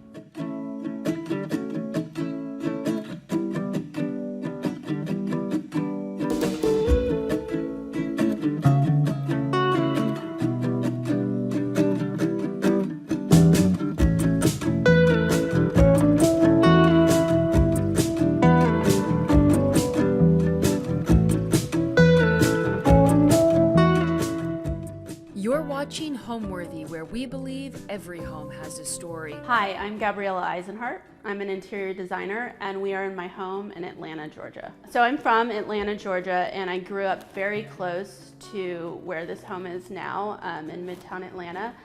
And my husband and I have two sons, and we were looking for our next home, and we were looking for well over a year. We were having a hard time finding the right spot. I was entertaining possibly building a home. I just wasn't finding something that clicked for me. And I really, really wanted something special, something a little bit older with character and something that I could renovate and make my own. And I was starting to lose faith. We weren't finding something. And it just so happened my husband and boys were out of town for the weekend, and I came across this home, and something felt really magical about it in the listing. So I called up a realtor friend and said, hey, can you get us in this house in a couple hours? Sure enough, we did. It was just like really quick. It was a gut feeling. And I knew that this house was our forever home. It just felt so special. It needed a lot of work, but I was up for the challenge. The home was built in 1981, and everything was pretty much original. I could tell that there were a few upgrades, but the floor was original, the kitchen was original. I mean, even the appliances were from 1981. So, and the bathrooms were original. So when we came in, I knew first things first is we had to gut the kitchen. I opened up some walls and created some archways.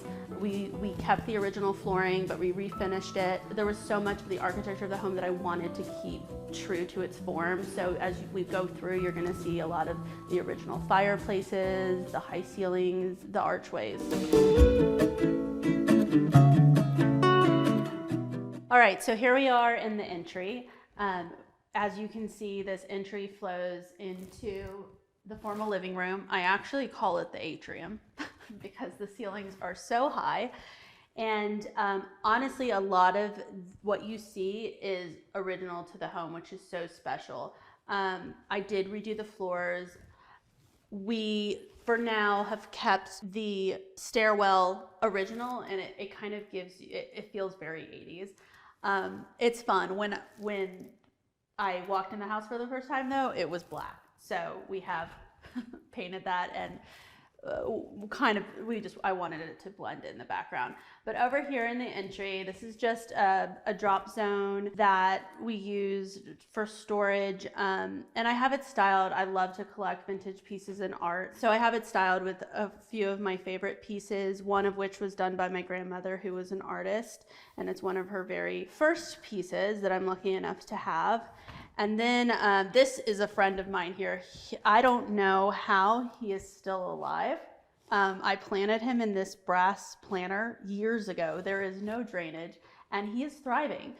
So we don't touch him. I love how sculptural it's become. It's really a little bit wild and pretty. I love it, but I also am a big fan of collecting vintage brass. So we'll see that as we go throughout the home.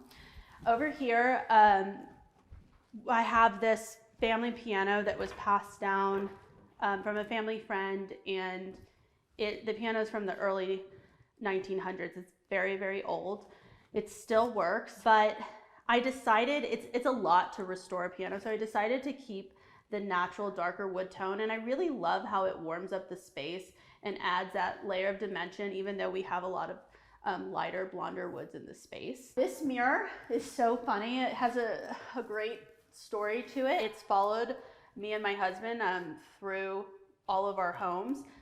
Before I was even in interior design, we were buying our first furniture at I don't even remember where, but they were like, if you buy this couch, we'll throw in this mirror.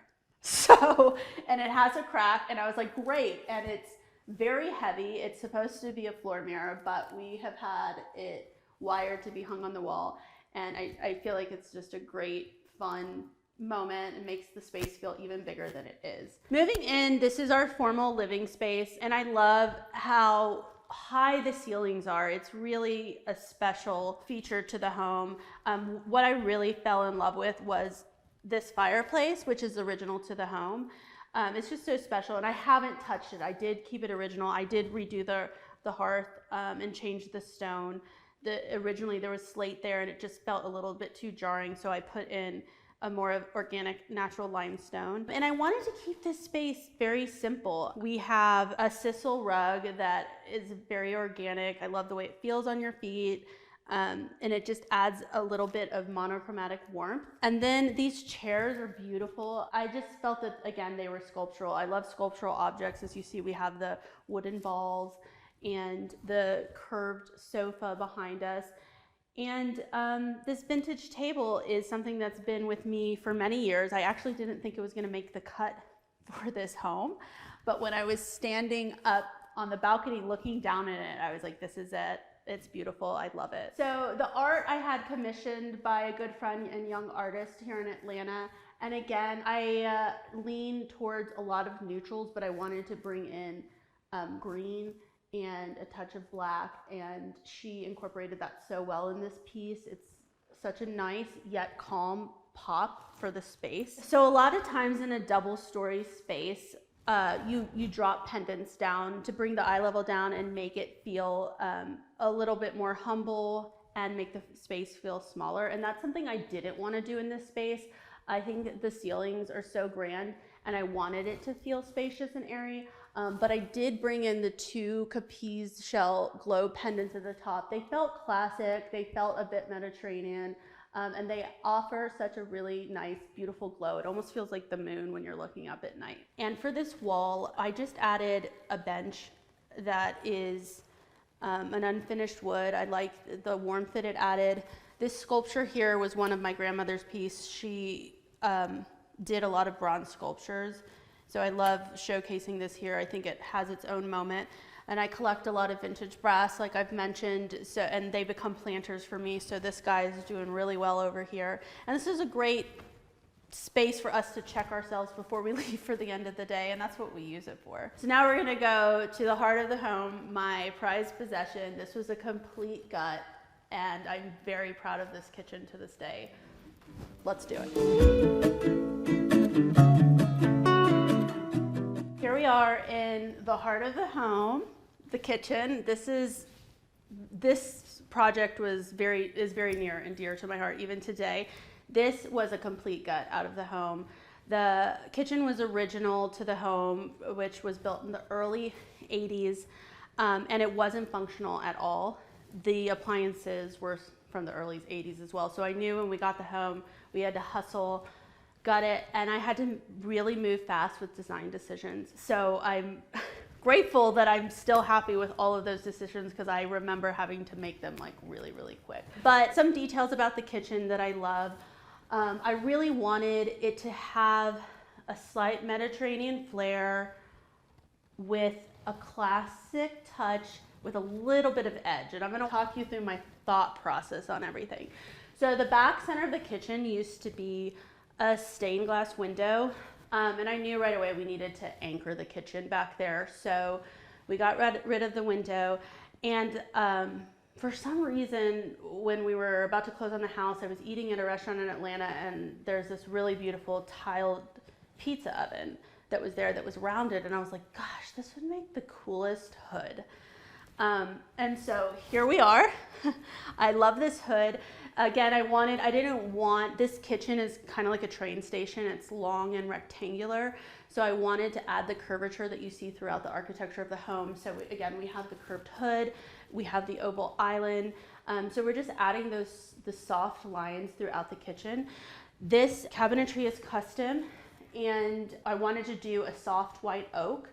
I wanted it to feel very clean. I wanted it to feel modern, but also still classic. So I brought in the oil rubbed bronze hardware with, again, the curved lines, which I really love. Couple features of this kitchen. There's not a lot of storage. It's an older home.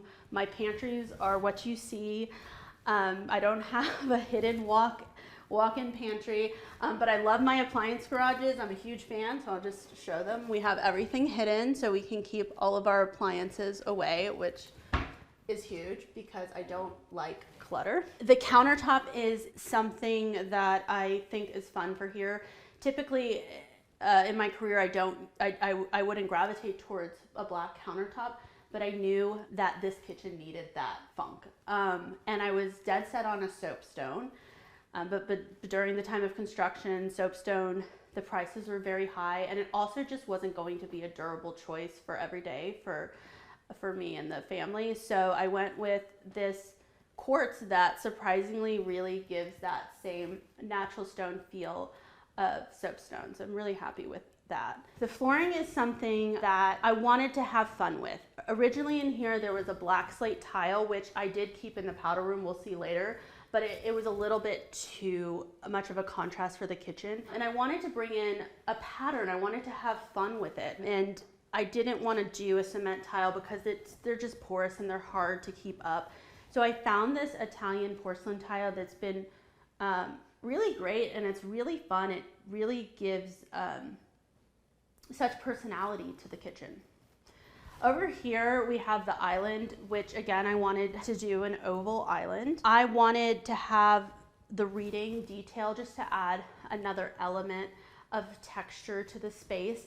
And over here on the left-hand side, these were French doors. They were actually exterior French doors, very bizarre. So I knew those had to come out right away. And I wanted to mimic, we created the arch to mimic these two original archways in the front of the kitchen.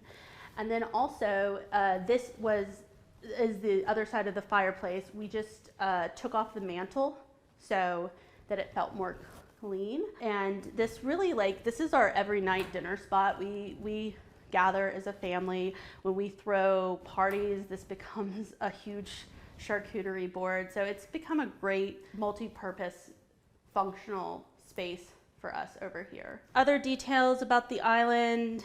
I hid in our wine fridge in here, and then we also have pop open hidden storage as well, which is nice.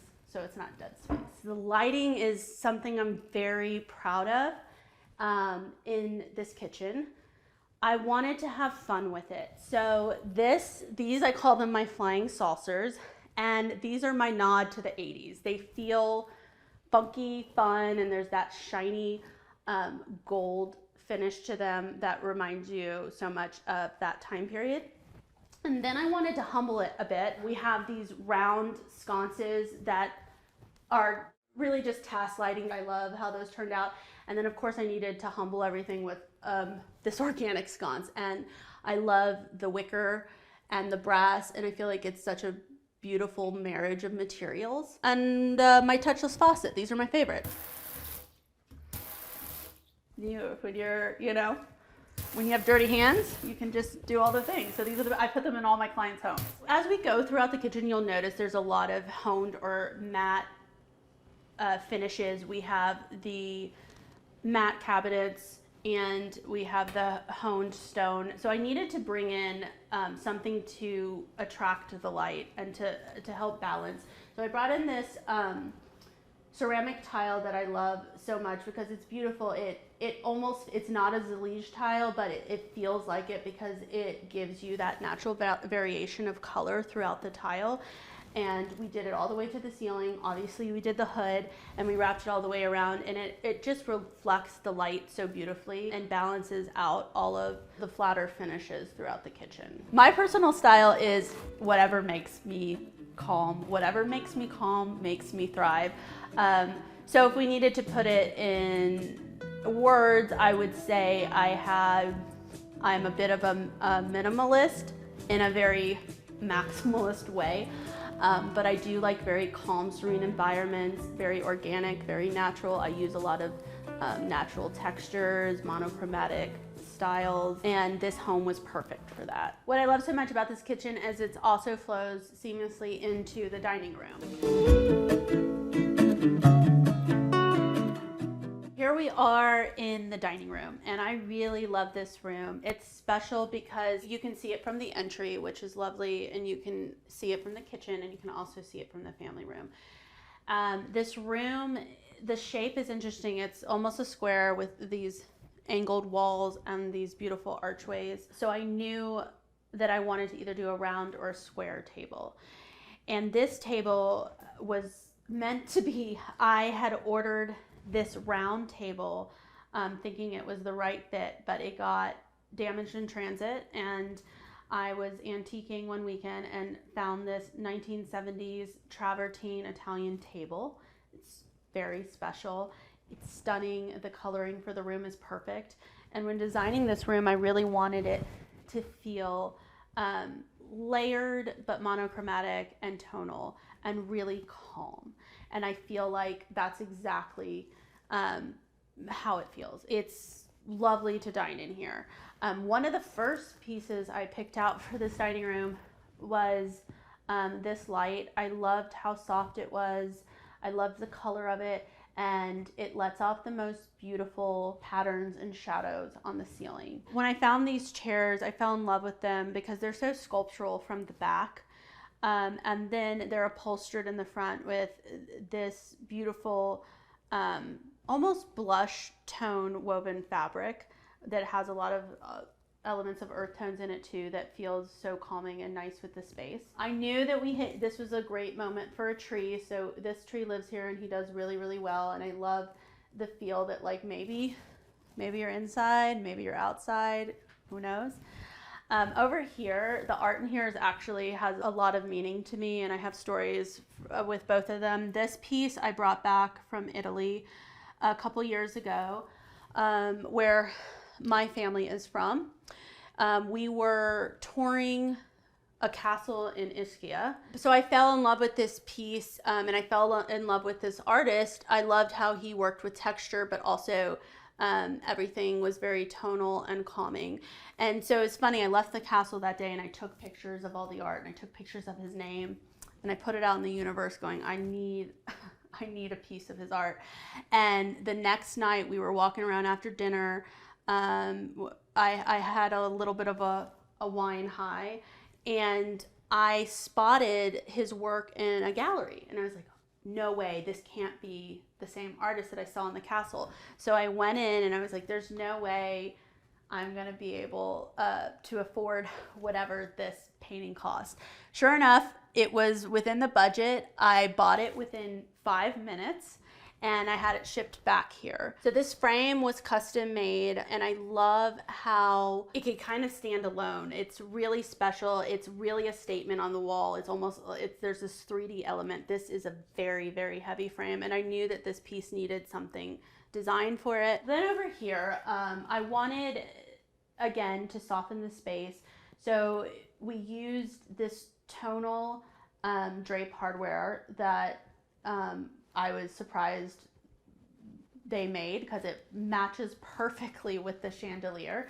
And we brought in these textured woven Romans that really mimic the chair fabric so lovely. And it's nice because we're very close to our neighbors, but this allows us to filter the sun in, but also filter out what's going on in their driveway. Another thing I wanted to add to the room is I'm a big fan of drapery. I'm a big fan of layered window treatments, and so we added in this fun Kelly Wearstler fabric.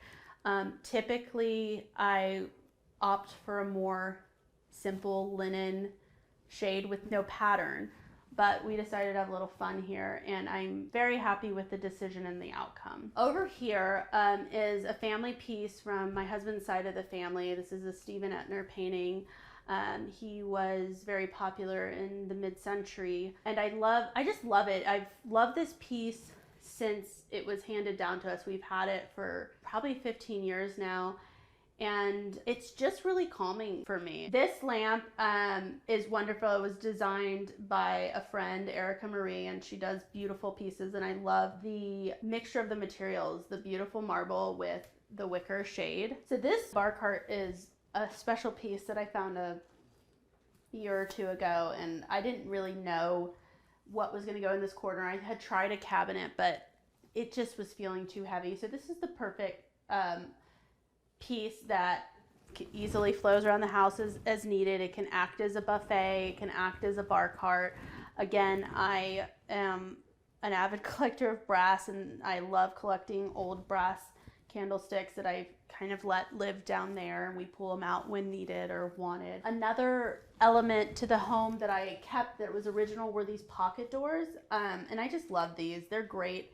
We don't always keep them shut, but it is nice to have that extra element if we wanted to shut them during a dinner party and shut off the family room. So I'm glad that I kept them. And now we're here in the family room where all the action happens. This room didn't have many crazy renovations other than flooring and paint, but it really encompasses everything we need for large gatherings, holidays, just watching TV on the weekends with the kids. It's great, and I can accommodate larger furniture, which we need, as I'm now the shortest person in my family, so we need space for the kids and everyone to cuddle up on the sofa. This room is an addition to the home. The home was built in the early 80s, and I believe the previous owners built this on in the early 90s, which I think was such a great addition to the home. Over here, we have this, I call it the merry-go-round because my children literally use it as a merry-go-round, but it's a comfy chair. I love the rounded back. I love, again, green is one of my go-to colors. Huge fan of the frame TVs. We have them all throughout the house. Most people go, wow, I love this art. What is it? They don't even know it's a TV. So that's always fun. Some other elements to this room that I love is these are vintage parquet tables that I've had for a long time now, and they've traveled with me and they've landed here, and I just love them. They add such a warmth to the space. I love vintage lamps, and I love vintage brass lamps, which is what we have in this room. This one's actually very special. This is a Toile wallpaper roller, and my husband's family had a wallpaper company for 100 years, so this was one of their Toile wallpaper rollers, and they turned it into a lamp. And when I got my eyes on it, I said, this is mine, and I'm not letting go of it. So we've had this for a long time, and I just love this piece. It's so conversational. People always ask about it. People are not sure what it is. It's really special. I love it. This room's right off the kitchen, and my style, as you've noticed, is very calm, but it also needed a little bit of edge to it, and I needed to bring in all of the black that I have in the kitchen so that it flowed seamlessly. And I saw this rug when I was at High Point last year, and I fell in love with it. It was like hanging up, and I was like, this is great. It's has this beautiful tonal color with the black lines, and I just loved it. It's wool, which is really, really great. I'm a fan of wool rugs because we can clean them and they last, and I can pass them down, you know, to my children one day. They're going to stand the test of time. Moving back here, we kind of have this empty space that I knew I needed to address, and it's nice because oftentimes someone will come back here and read or even watch TV back here. If we're having a big party, we can move the chairs around. Drapery was a big one in this room, and I knew I wanted it to feel very organic, very minimal. So we did these linen shades that are linen drapes that I absolutely love, that just billow and flow, and they're operable. So sometimes they're open, sometimes they're closed, as you see now, and they are always filtering the most beautiful, magical light in. So this is the powder room, and I would say I gave this powder room a bit of a facelift. It wasn't a full gut, and I'll talk a little bit about what's original and what's not. It was really just a white box room when we got the home. I did want to keep the original slate floors somewhere because I do love slate, so these are original. And I'm a huge fan of wallpaper, and this home, because it has such a flowing Mediterranean feel, and I knew it was going to be more of an airy white space, there wasn't too much opportunity for accents of wallpaper. So I had this go big or go home approach where I incorporated wallpaper, which is demonstrated in here.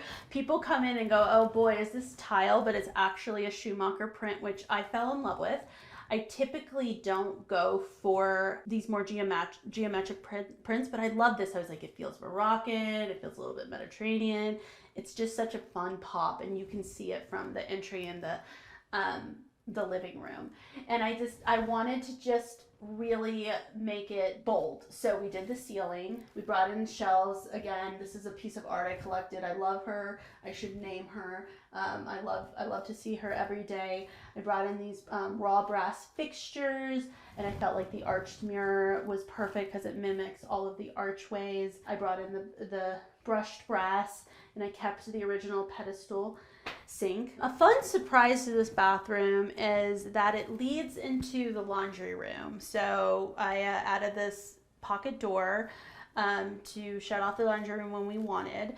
And I thought, why not keep the party going? So we continued the wallpaper into the laundry room. I did the ceiling as well. And it's a small, tight space, but it works. I spend a little bit too much time in here, but it's great, and it's fun, you know. It's a topic of conversation that I have this tiny little laundry room off our powder room. I did the front loaders here. I installed the quartz countertop so that we have some folding space, and it really is what you see over here. I added another woven Roman in black over here. And then I wanted to talk about these because I found these a couple months ago, and they're so special to me.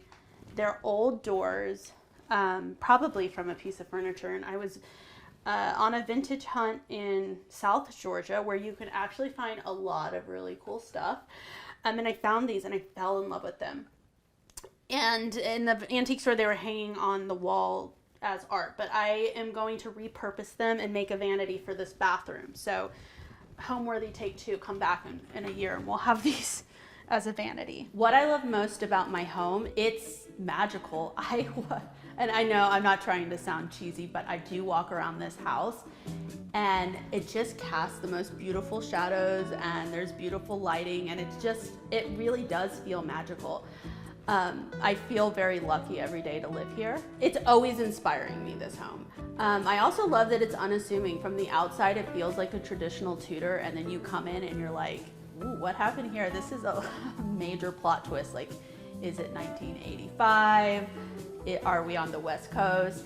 So I love that element of surprise in the space. I worked a lot on the West Coast for a lot of my career, and I was very inspired with architecture out there and how you really had that indoor-outdoor living situation. And that doesn't work as well here in Georgia, but I did want to create that feeling. I like to bring in a lot of large-scale trees in my homes, plants, again, layering woods, layering natural stones, but also bringing in a little bit of edge, just bringing a little bit of the unexpected. I have a very lovely, beautiful, but hectic life. My boys are budding teenagers. They're budding musicians too. And as peaceful as this house feels, it's very loud. So it's a good balance to have the serene environment, because if you're here during prime time, it's chaotic. So now you've seen the heart of the home where all the action happens. Let me take you upstairs where we get refreshed. So we're here at the landing on the top floor. This is actually original to the home, and I do plan to redo this eventually, but for right now, it's worked out well. I love to collect books and vintage items. Another one of my grandmother's bronze sculptures. So it's been a great place to really just showcase different pieces that I've collected over the time that mean something to me. One of my favorite features about this landing is what I call the laundry chute. I've always wanted a laundry chute in my home, and literally this is it. We just shoot the laundry right over the balcony. It's been very convenient. Here we are in the primary suite, one of my favorite spaces of the house. It really is where I come and retreat and get away from the hustle of life. And I wanted to continue that theme. For me, in order to relax and really unwind, I need a very soft, clean, almost spa-like environment. And that was the thought when creating this space. I wanted to have very neutral tones, but also a lot of richness with the texture of the space.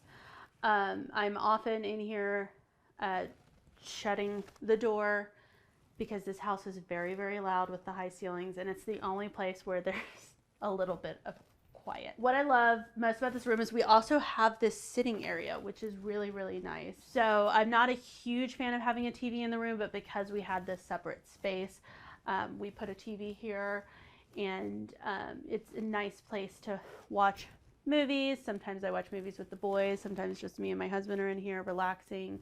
And I just wanted to feel like a cozy space. This piece here is special. It's a mid-century dresser that I had refinished that's been with my husband since college. It's the one piece of his that we've kept in the family.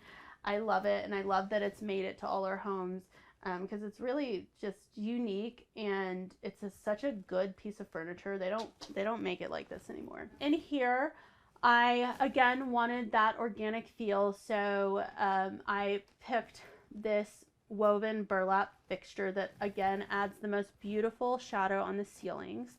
I loved this calming velvet sage green sofa that's very deep. It's a deep cedar, so it's a great place to nap and relax.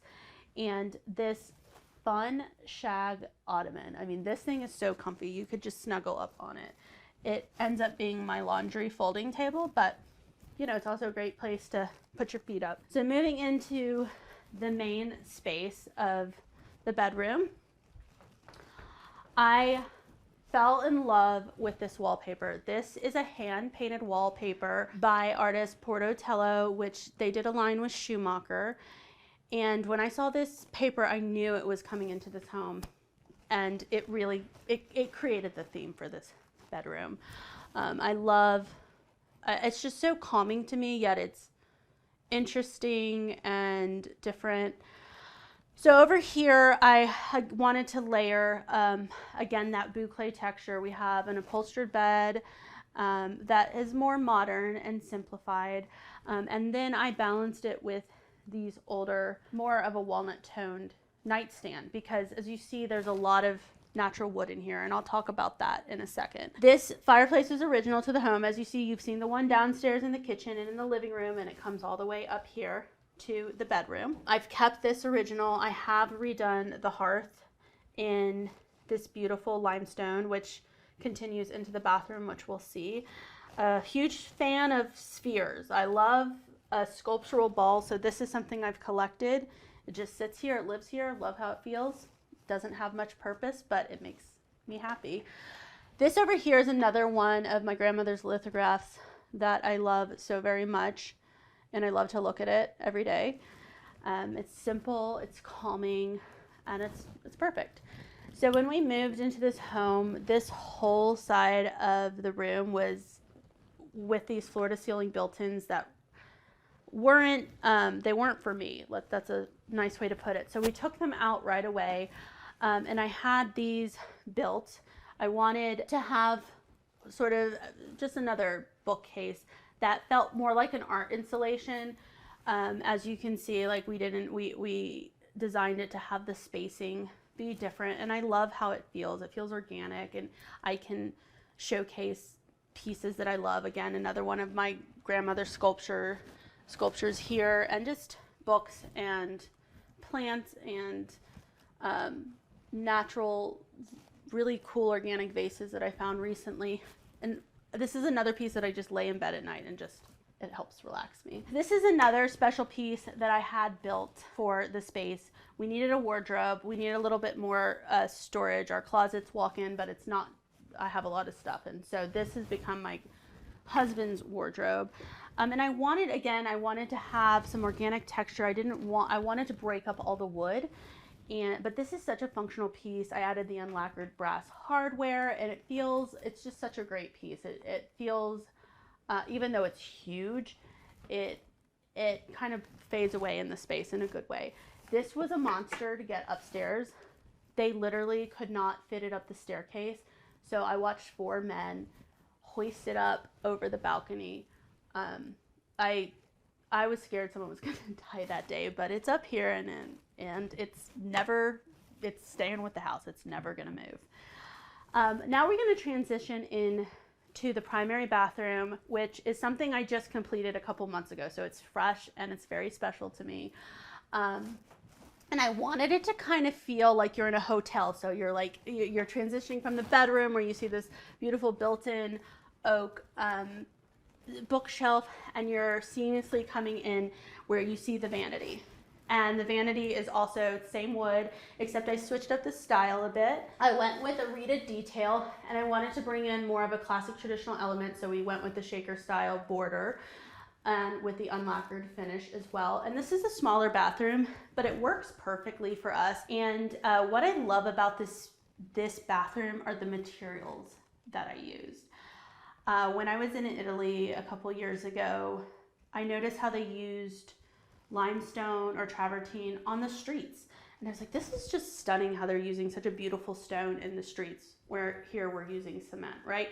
But I knew that I wanted to bring in this limestone. So we have this tumbled natural limestone on the floor, which is so beautiful and calming. I would say it's a beautiful, durable stone. It is a little bit on the high maintenance side, but I love the softness that it adds to the bathroom.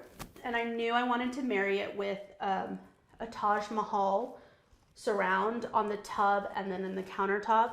And as you can see, the Taj Mahal quartzite, which actually is a leathered finish, it continues into the shower as a bench. And I just love the visual of seeing the beautiful movement of the quartzite into the shower.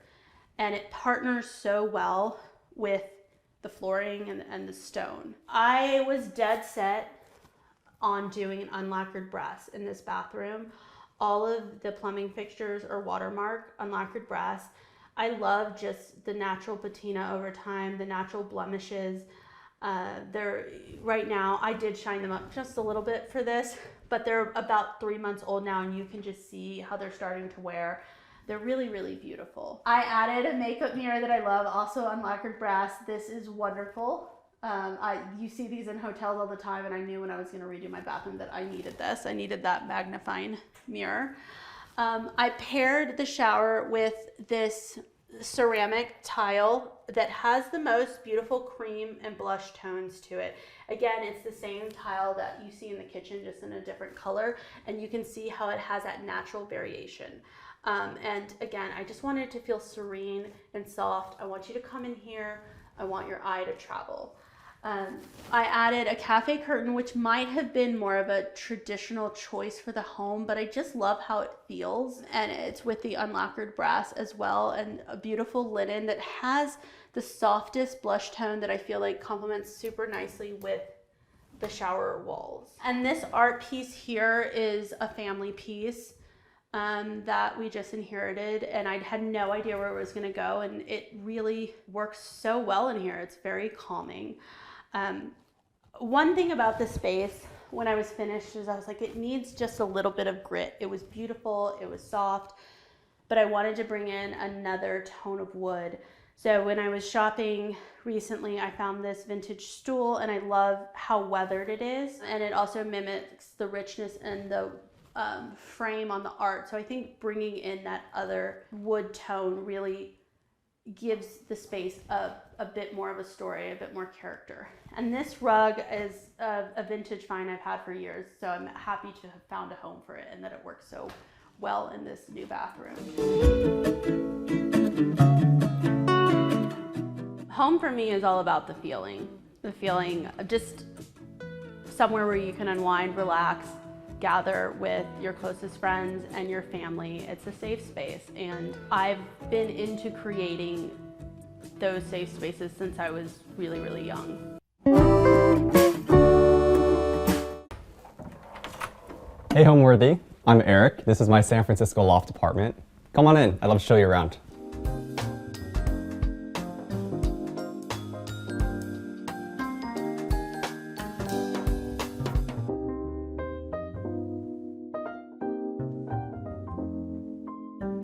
You're watching Homeworthy, where we believe every home has a story. I am Eric Wang. I am now a full-time content creator on Instagram, TikTok, and recently YouTube. But just 6 months ago, I used to be a consultant at Bain & Company, which is a consulting firm in San Francisco. So we are in my San Francisco loft apartment. This is around a 1,400 square foot apartment with very tall windows, which is what attracted to me in the first place. I'd say my home is sort of my comfort area. When I first moved here, I wanted to create a space that made me feel very zen and very cozy and just very relaxed, especially because I used to work in consulting. I was working like 60 hours a week. And so whenever I came home, I always wanted to come home to a space that just made me feel very at peace. So I graduated from UC Berkeley in the May 2022. And so when I was looking for housing, I wasn't really sure what to expect. I actually wasn't even into interior design or like architecture that much before. But surprisingly, I actually found this apartment on Craigslist. And after I remember one day I scheduled like 5 or 6 apartment tours in the city and I just hit all of them at the same time. And this was actually the last one, and I definitely did not have very high hopes because the landlord who listed it had taken pretty poor photos of the space, and so I had no idea that it had such big windows. I didn't know it got so much natural light. And so I really just stumbled upon it and found it for, I think, a pretty great price, especially for San Francisco. And so, yeah, we signed the lease pretty quickly and decided to move in pretty shortly after. I think with the other apartments that we were touring, there were always like a few things where it's like, oh, I wish it got more natural light, or I wish it was in an area that was like a little quieter or something. But I feel like when we first stepped into this apartment, and like, I guess you'll see it in the tour, but when you first step in, it immediately opens into the big living room and the windows. And so I think just like that first gut reaction of walking into the space and seeing like all the natural light that comes through the really big windows and just how just, I guess, spacious everything felt. I feel like it was like a pretty immediate reaction of like, oh yeah, we want this one.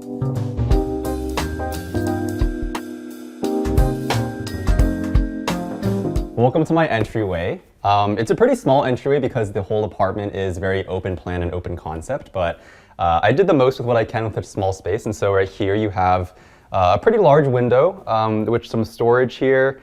I have a little disposable camera that I keep for my little weekend adventures, as well as some pictures. And then this bench right here, I usually sit down here to tie my shoes or take my shoes off, which is pretty convenient to have right at the entryway.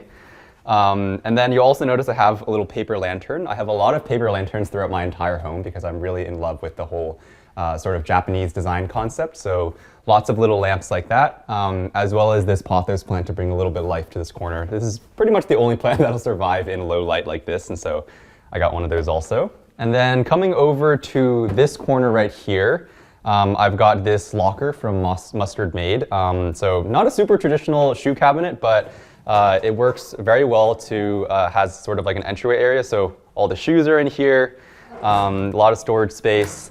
And then I also have some little knickknacks on top. So a cool one I'll point out is this phone cleaner right here. So I am pretty passionate about fitness and going to the gym, but one thing I do at the gym all the time is throw my phone on the floor absolutely everywhere. And so I actually think I got mono from the gym once. And so after that little episode, I decided to buy this phone cleaner, which you put your phone in here and it sort of sucks it in and cleans off the germs with UV rays, which is pretty cool and just gives me a little bit more peace of mind that my phone's not super dirty. And then, yeah, I've got a little cork box here for my keys, and then a little lamp just to light the area a little bit. But yeah, that's pretty much it for the entryway. Let's go over to the living room.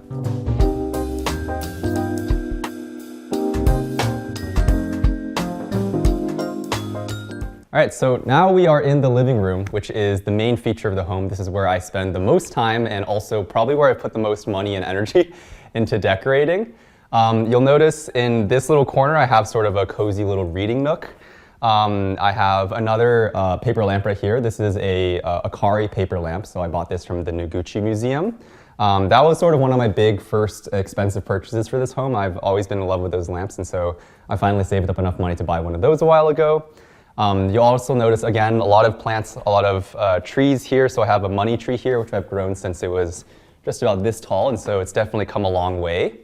As well as this shelf right here, I have some more plants, and then this shelf is a pretty recent installation. It's from String Design, and I wasn't really sure what to do with this blank wall for a while. I experimented with a little bit of art, but I feel like this is really great. You can see sort of some of the little objects that I love to feature in my home. So some books that I really like, some more portable lamps, some little Legos up here. I feel like I really loved playing with Legos as a kid, and so it's great that Lego sort of came out with home decor featured, or focused Legos to feature in a home.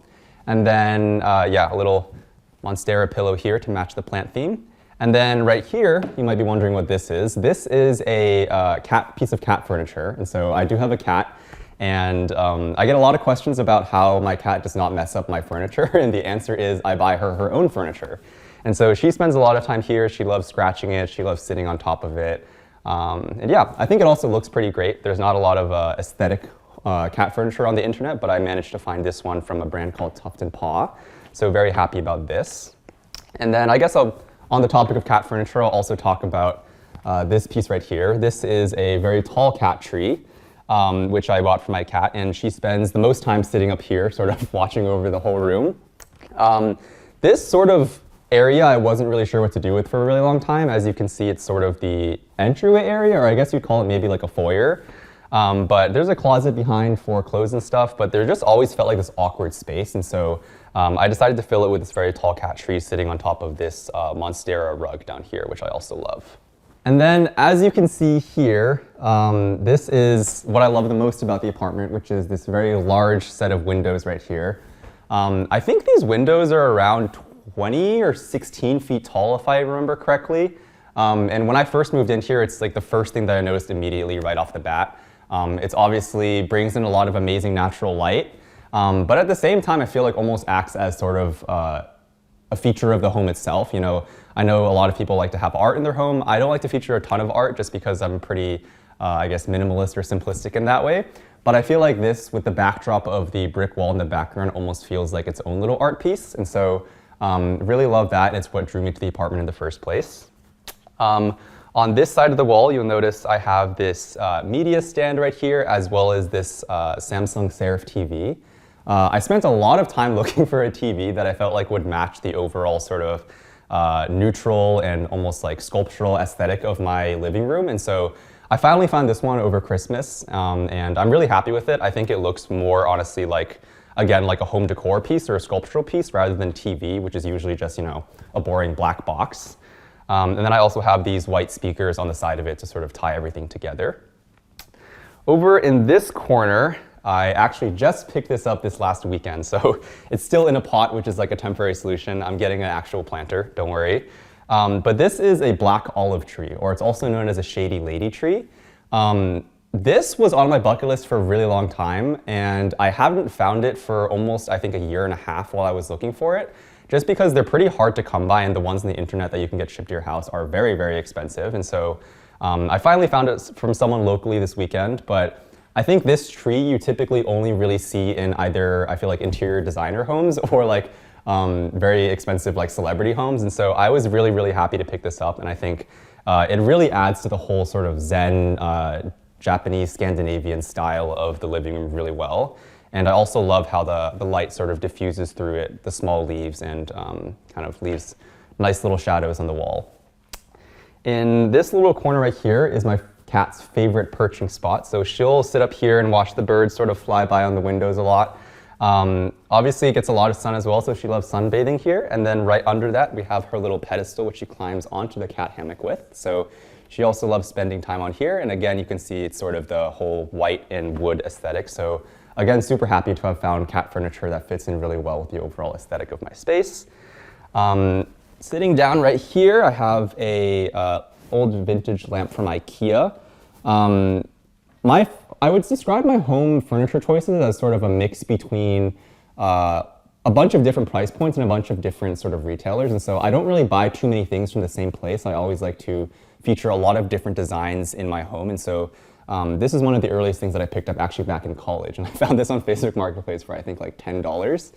And so it's funny that I bought it back then, but it's still being featured in my home now. And then this sofa right here is also a pretty recent acquisition. This is a Togo sofa from Ligne Rosé.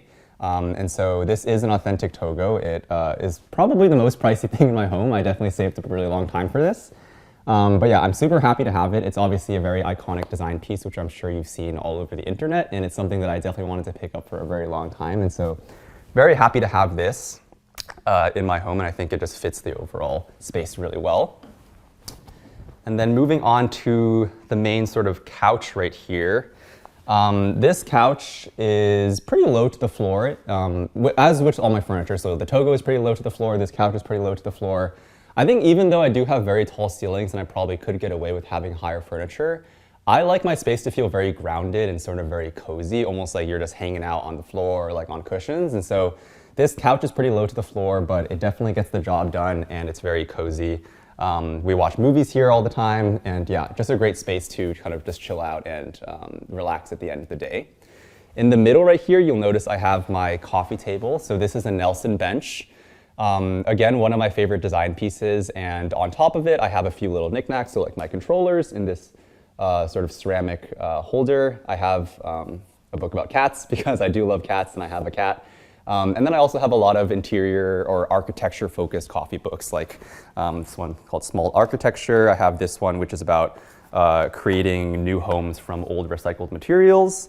And so a big fan of just, design and architecture as a whole, so I have a lot of books to reflect that.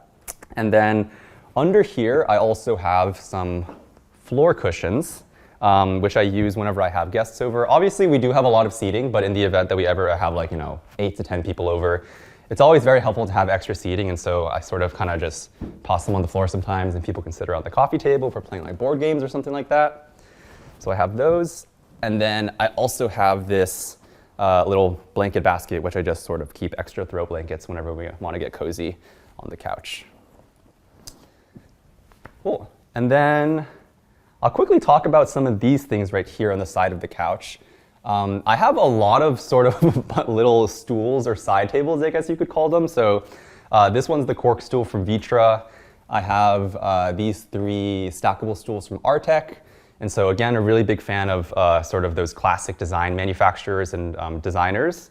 And then, yeah, I really love stackable stools like this because they're so multifunctional. Again, I can use them for obviously like extra seating if I want people over. I put them on the side as sort of like side tables, so I'll put my phone on there, I'll put controllers on there, and then even if you're on the couch and you sort of want to kick your feet up, you can sort of put it there and do that as well. And so yeah, definitely a big fan of these sort of multifunctional pieces of furniture.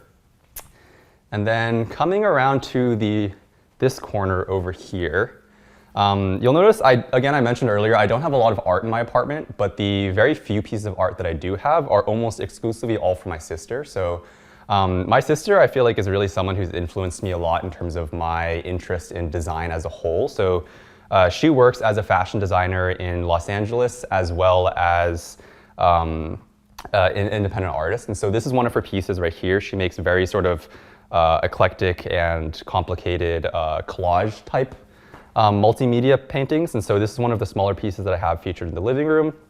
And then in this corner, again, I have another sort of like side table, I guess you could say, with some interesting pottery inside, as well as some more books about design. And then on top I have, just some little vases, a lot of flowers. Again, I love to feature a lot of, even though I don't have like an outdoor area of my home, I try to want to really bring in the outdoors inside of my home. And so a lot of flowers and a lot of plants. Like you can see right here, this very large bird of paradise. This is one of the first plants that I bought for the apartment. I think I got it when it was around like a little bit shorter than me, so maybe like 5.5 feet tall. And I think this largest leaf right here is now probably, I don't know, over 7 or 8 feet tall. And so that's really also grown a lot here. And then right here, I have this, again, vintage IKEA shelf. This is fully modular, and so you'll notice that these panels can all come out, which I think is super helpful. You'll notice that I took off the panels on the side to sort of let the plants grow through it, which I think is very unique. I believe this is a piece from 2013, I think. And again, I found this on Facebook Marketplace, which is where I source a lot of my sort of older pieces that are no longer in production. And again, yeah, just a bunch of little knickknacks and things that sort of bring personality to the space. I have some boxes for storage in the bottom. I have a lot of plants. I have more coffee table books.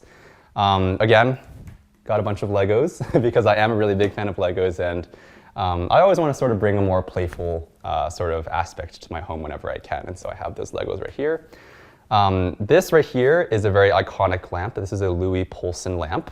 And so this is the Penthella lamp specifically. And so again, this is what was on my list for a really long time, and I think is sort of started the movement of this whole mushroom-shaped lamps that you see a lot nowadays. And so super happy to have this. And then this standing lamp right here is also from Louis Poulsen, which is, yeah, one of my favorite lighting companies. So I think I first started getting plants in college.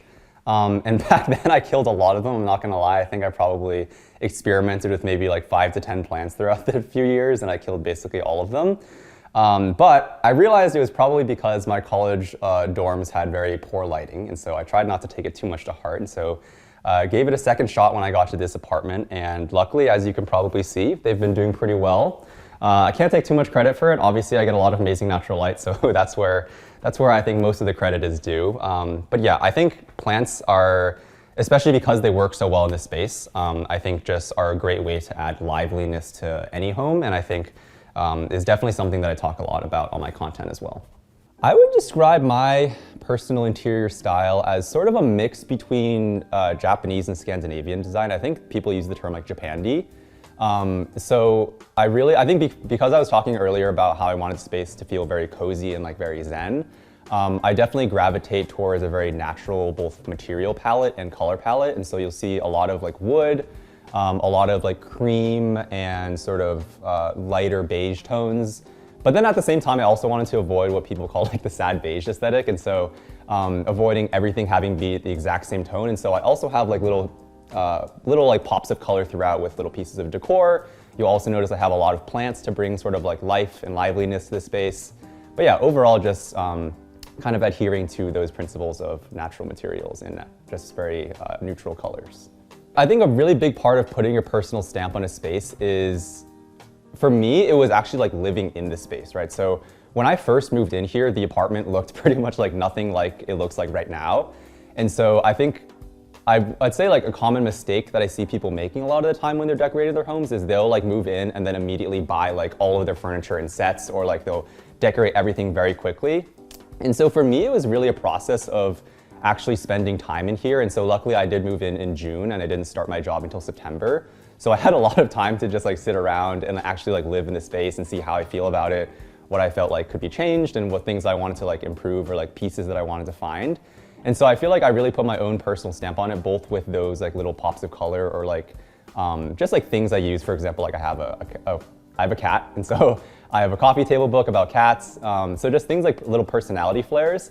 And then yeah, I think in addition to that, just like the process of actually living in a space really makes me realize sort of what I wanted with it, and then also let me play with the different styles that I wanted to experiment with.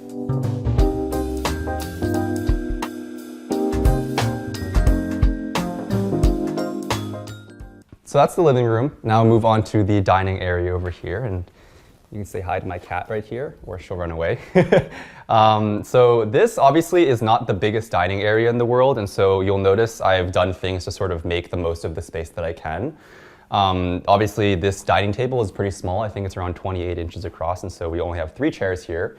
And so yeah, I think also because this area doesn't get as much natural light as the living room, obviously the living room kind of went with more like white and lighter wood and beige tones.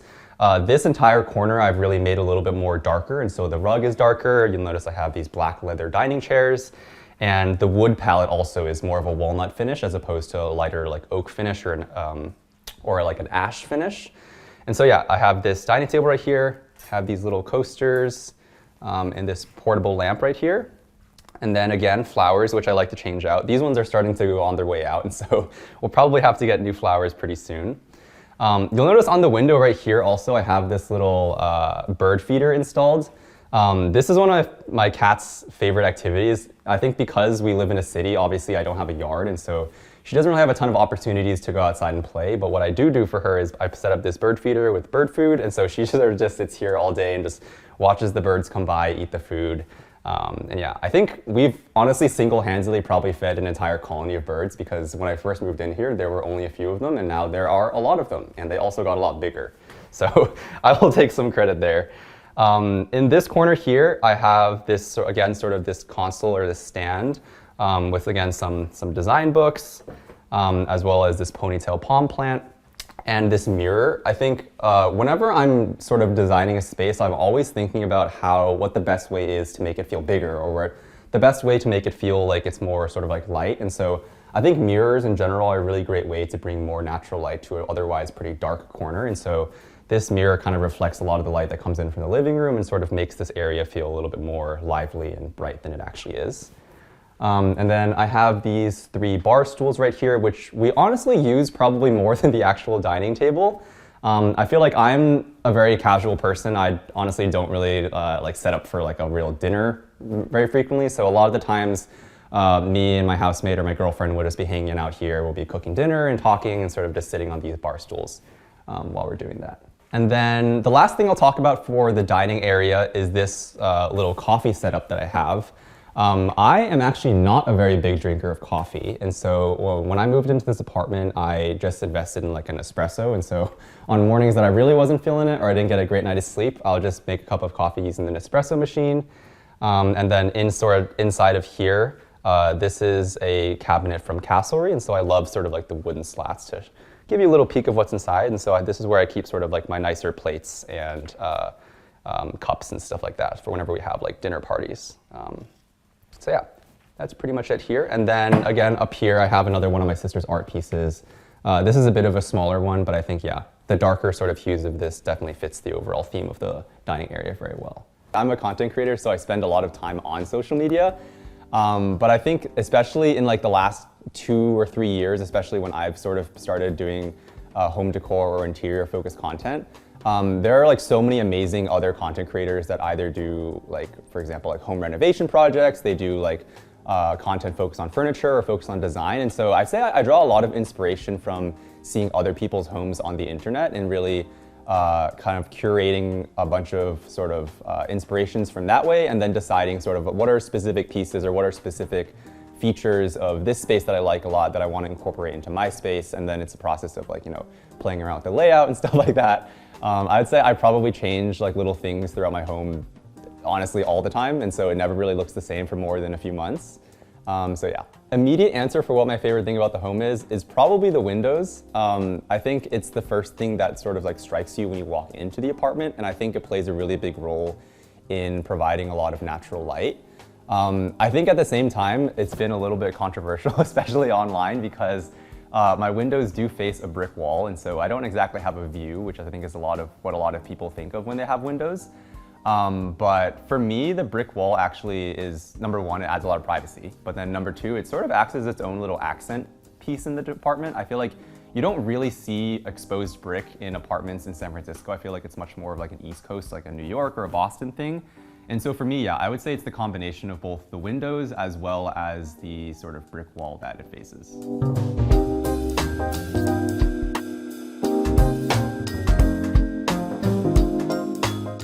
Now we can move into the kitchen.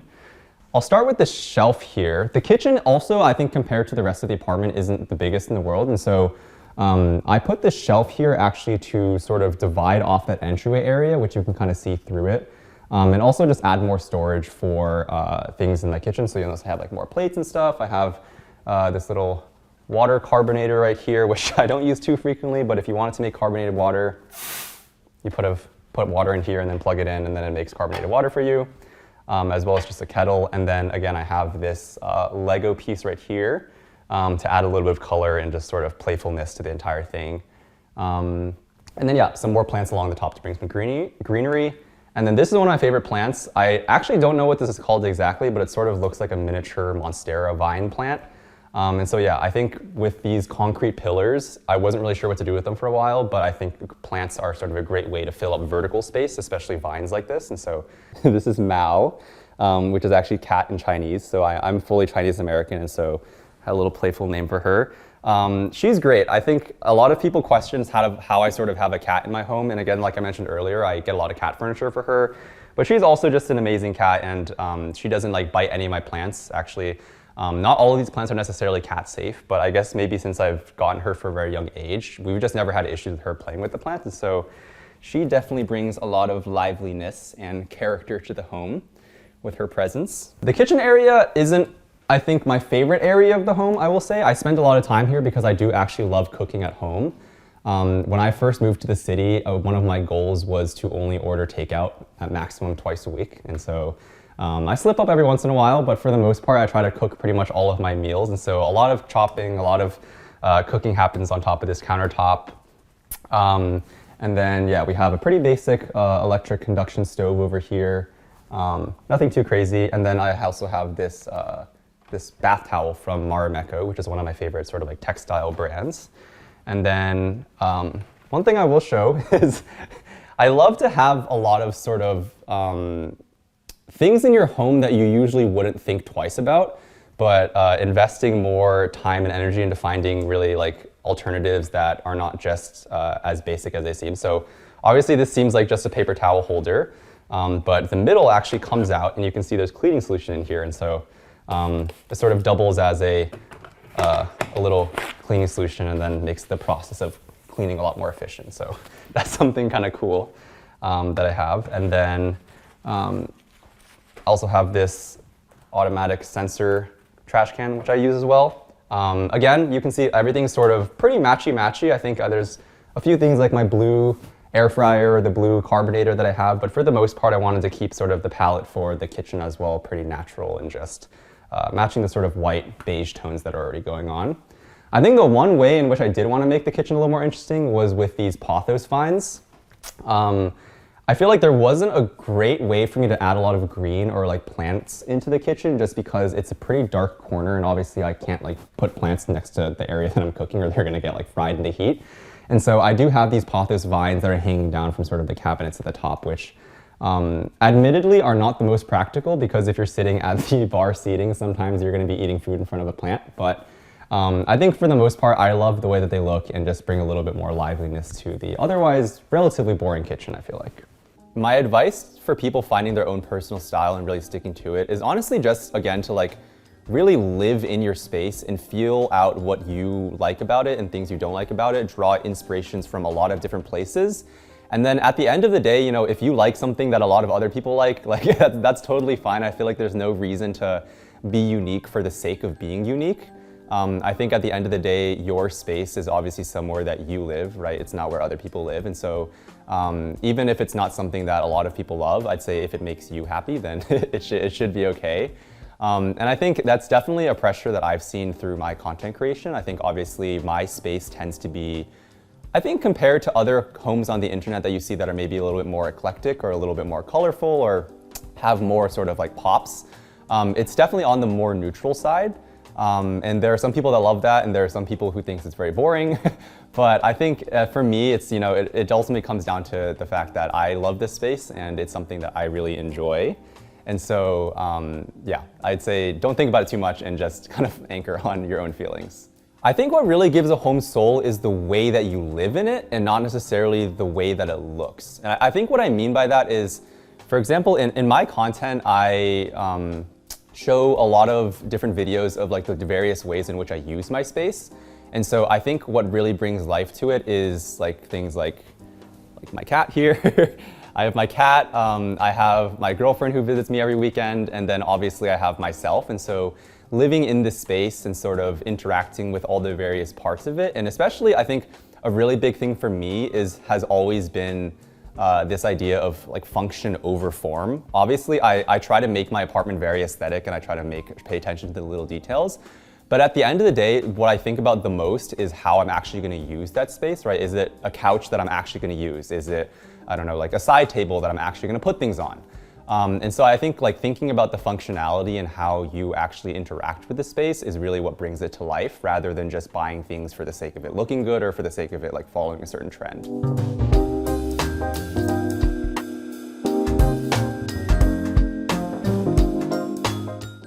All right, so heading up to the second floor, I think it's pretty rare to have stairs in an apartment in San Francisco, and so we were definitely super happy to find a lofted apartment that has a second floor to make it sort of separate the zones.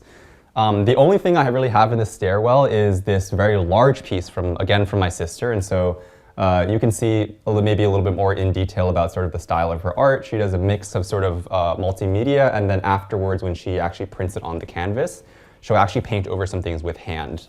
And so yeah, this is definitely one of my favorite pieces from her, and I think fits this stairwell really, really well. And then heading upstairs, this is my bedroom. So this bedroom is connected to the loft overhead, so you can see it doesn't actually technically have its own window. It sort of shares the really big window with the lofted living room. But yeah, my bedroom I absolutely love. It's where I obviously sleep, and I sleep a lot because I very much value my sleep. The bed right here, this is a Thuma bed, which if you don't know is a joy to put together. It has absolutely 0 screws, and so it's all joined by Japanese joinery. So I absolutely love my bed. I have these linen sheets on top. I'm not a big fan of sort of what you normally see with bed sheets, which is sort of those satin finish shiny sheets. I really love linen sheets because number one, they actually get softer with use over time. So they weren't the most comfortable when I first got them, but now after using them for a while, they're super, super soft and they'll only get softer over time. I also love sort of just the earthy and almost like wrinkled look of it. I think some people think it looks a little bit messy. I just think it makes it seem like it has a lot more character and just, I don't know, it just feels a lot more textured. And yeah, also notice I keep the palette for my bedroom relatively neutral as well as with, and then use sort of like the art for little pops of color. And then so yeah, this is another one of my sister's art pieces. Pretty similar to the one that was in the living room downstairs, but I have this one in a white frame instead to sort of match the bedroom a little bit better.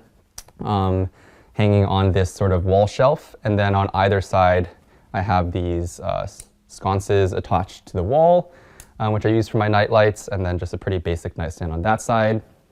On the other side over here, I have this componibili storage unit from Cartel. And so this is actually much more functional than it looks. It has a lot of storage inside those 3 things, and I think really makes for a very great bedside table. On this side, I have this sort of bookshelf wall divider situation going on. This space for me was always something I wasn't sure how to work with in my bedroom, because if there wasn't anything here, it felt like there was a little bit too much space where the closet was. And so what I decided to do was basically combine this tall bookshelf vertically and then this room divider from Artec as well. To sort of create this zoned living situation. And so I have my bed on this side of the room divider. And then on the other side of the room divider, I have basically where I change. And so this is my closet space. I have a mirror here to check out my outfit before I head out. And yeah, I think just makes the room feel a little bit more functional, and also in a weird way seems like a little bit bigger than it actually is, even though it is obviously just one bedroom. And then a lot of people, whenever I bring people over for the first time, I always get questions about why there is a chair here, because it seems very random.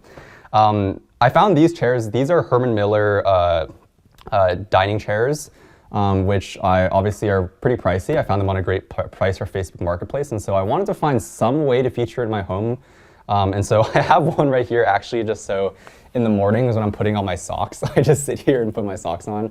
It just makes life a little bit more easier and just, you know, puts to use the dining chair that I already had. And then on this wall, this actually wasn't here when I moved in. I installed these wooden acoustic slat panels. Again, I think just the wall didn't have a lot going on, and so I didn't know what to do with it and wanted to add a little bit more texture and character. And so I bought these panels, which help a little bit actually with the noise dampening. Since I do content, obviously I have to record my voice a lot, and so this helps a little bit with the noise isolation, and then I think just looks really great as well with the vertical slats running along it. And then I have this TV mounted, which actually swivels out if I ever want to watch TV in bed. So that's very helpful. And then yeah, another one of my sister's art pieces at the bottom here, just to feature her amazing pieces as well. And then one quick thing I didn't talk about, this is another Nelson bench. I absolutely love Nelson benches, so this is the second one that I have here. I sometimes sit here, honestly, it's more just as a decorative piece. I have a plant on top of here, as well as another rice paper lamp right here. And so yeah, I think just another great piece to add sort of texture with the sort of like vertical wooden slats. And then over here is my desk setup. So again, because I do content, I'm a content creator, I spend a lot of time at home at my desk or at my laptop, either editing videos or working with brands over email and things like that. And so desk setup was always very important to me. And so this is actually a sit-stand desk. And so I can raise it up if I want to. I can put it down as well. And so I have this desk here, which I work at a lot. And then a very large monitor. This is a 34-inch ultra-wide monitor, and so it's very nice to multitask and have a lot of space on my desktop to do work. Right here, I have another lighting fixture from Louis Poulsen. So this is a wall lamp. And so you can see this is the primary lamp that I use whenever I'm working at my desk at night. Very helpful, and it's nice that it sort of swivels and also goes lower and higher based on whether I'm working sitting or I'm working standing up. I have another art piece up here. This one's not from my sister. It's probably the only piece of art that I have that's not from her. But I have a few little knickknacks there. And then yeah, I think overall you'll see my desk setup is pretty minimal.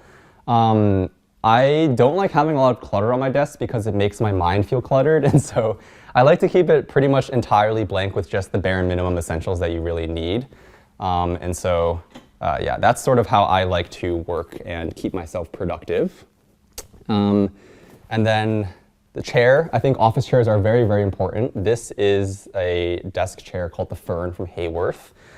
This has absolutely saved my lower back. It actually has like lumbar support that's adjustable. And so I have always had lower back issues, probably because I spent too much time hunched over my desk in college. But this is definitely a really big lifesaver and sort of saves my posture a little bit. Yeah, that's pretty much the desk setup. I guess the last thing I'll talk about in the bedroom is actually these plants right here. I think a lot of people like to feature plants in their living rooms, but I also love to have plants in my bedrooms. And I've gotten a few people asking me whether that's technically bad for you, because I know at night plants produce carbon dioxide. I'm like 99% sure that's not an issue. I think you'd have to have pretty much an entire forest in your bedroom in order to have impacts on the actual carbon levels in your apartment. But yeah, I love having these here. Again, they sort of hang from the ceilings and capture the natural light from the loft down below. So yeah, that's another way that I like to add greenery to my bedroom. And then like I mentioned, the living room is right below, and so you can see it's a great view to have to wake up to every morning. I absolutely love waking up here. I've been living here for 2 years, and there isn't a morning when I wake up and sort of open the blinds and look at this view and get tired of it. And so yeah, I am just super, super grateful that this is the view that I wake up to every morning. I think to me, home means somewhere where you truly feel at peace. I think, like a home can look really great, or for example, like I have a lot of comments or people telling me like, oh, your apartment is so clean all the time. Like it's not like, it feels like very staged or it feels like very fake. But that's like just sort of me. I like to keep my space very clean. That's just how I like to live. And so I think home to me really means being true to yourself and creating a space that you feel completely comfortable in and that you feel is really inviting and somewhere where you want to come back to every day and just relax and unwind and just really not have any other thoughts in your mind.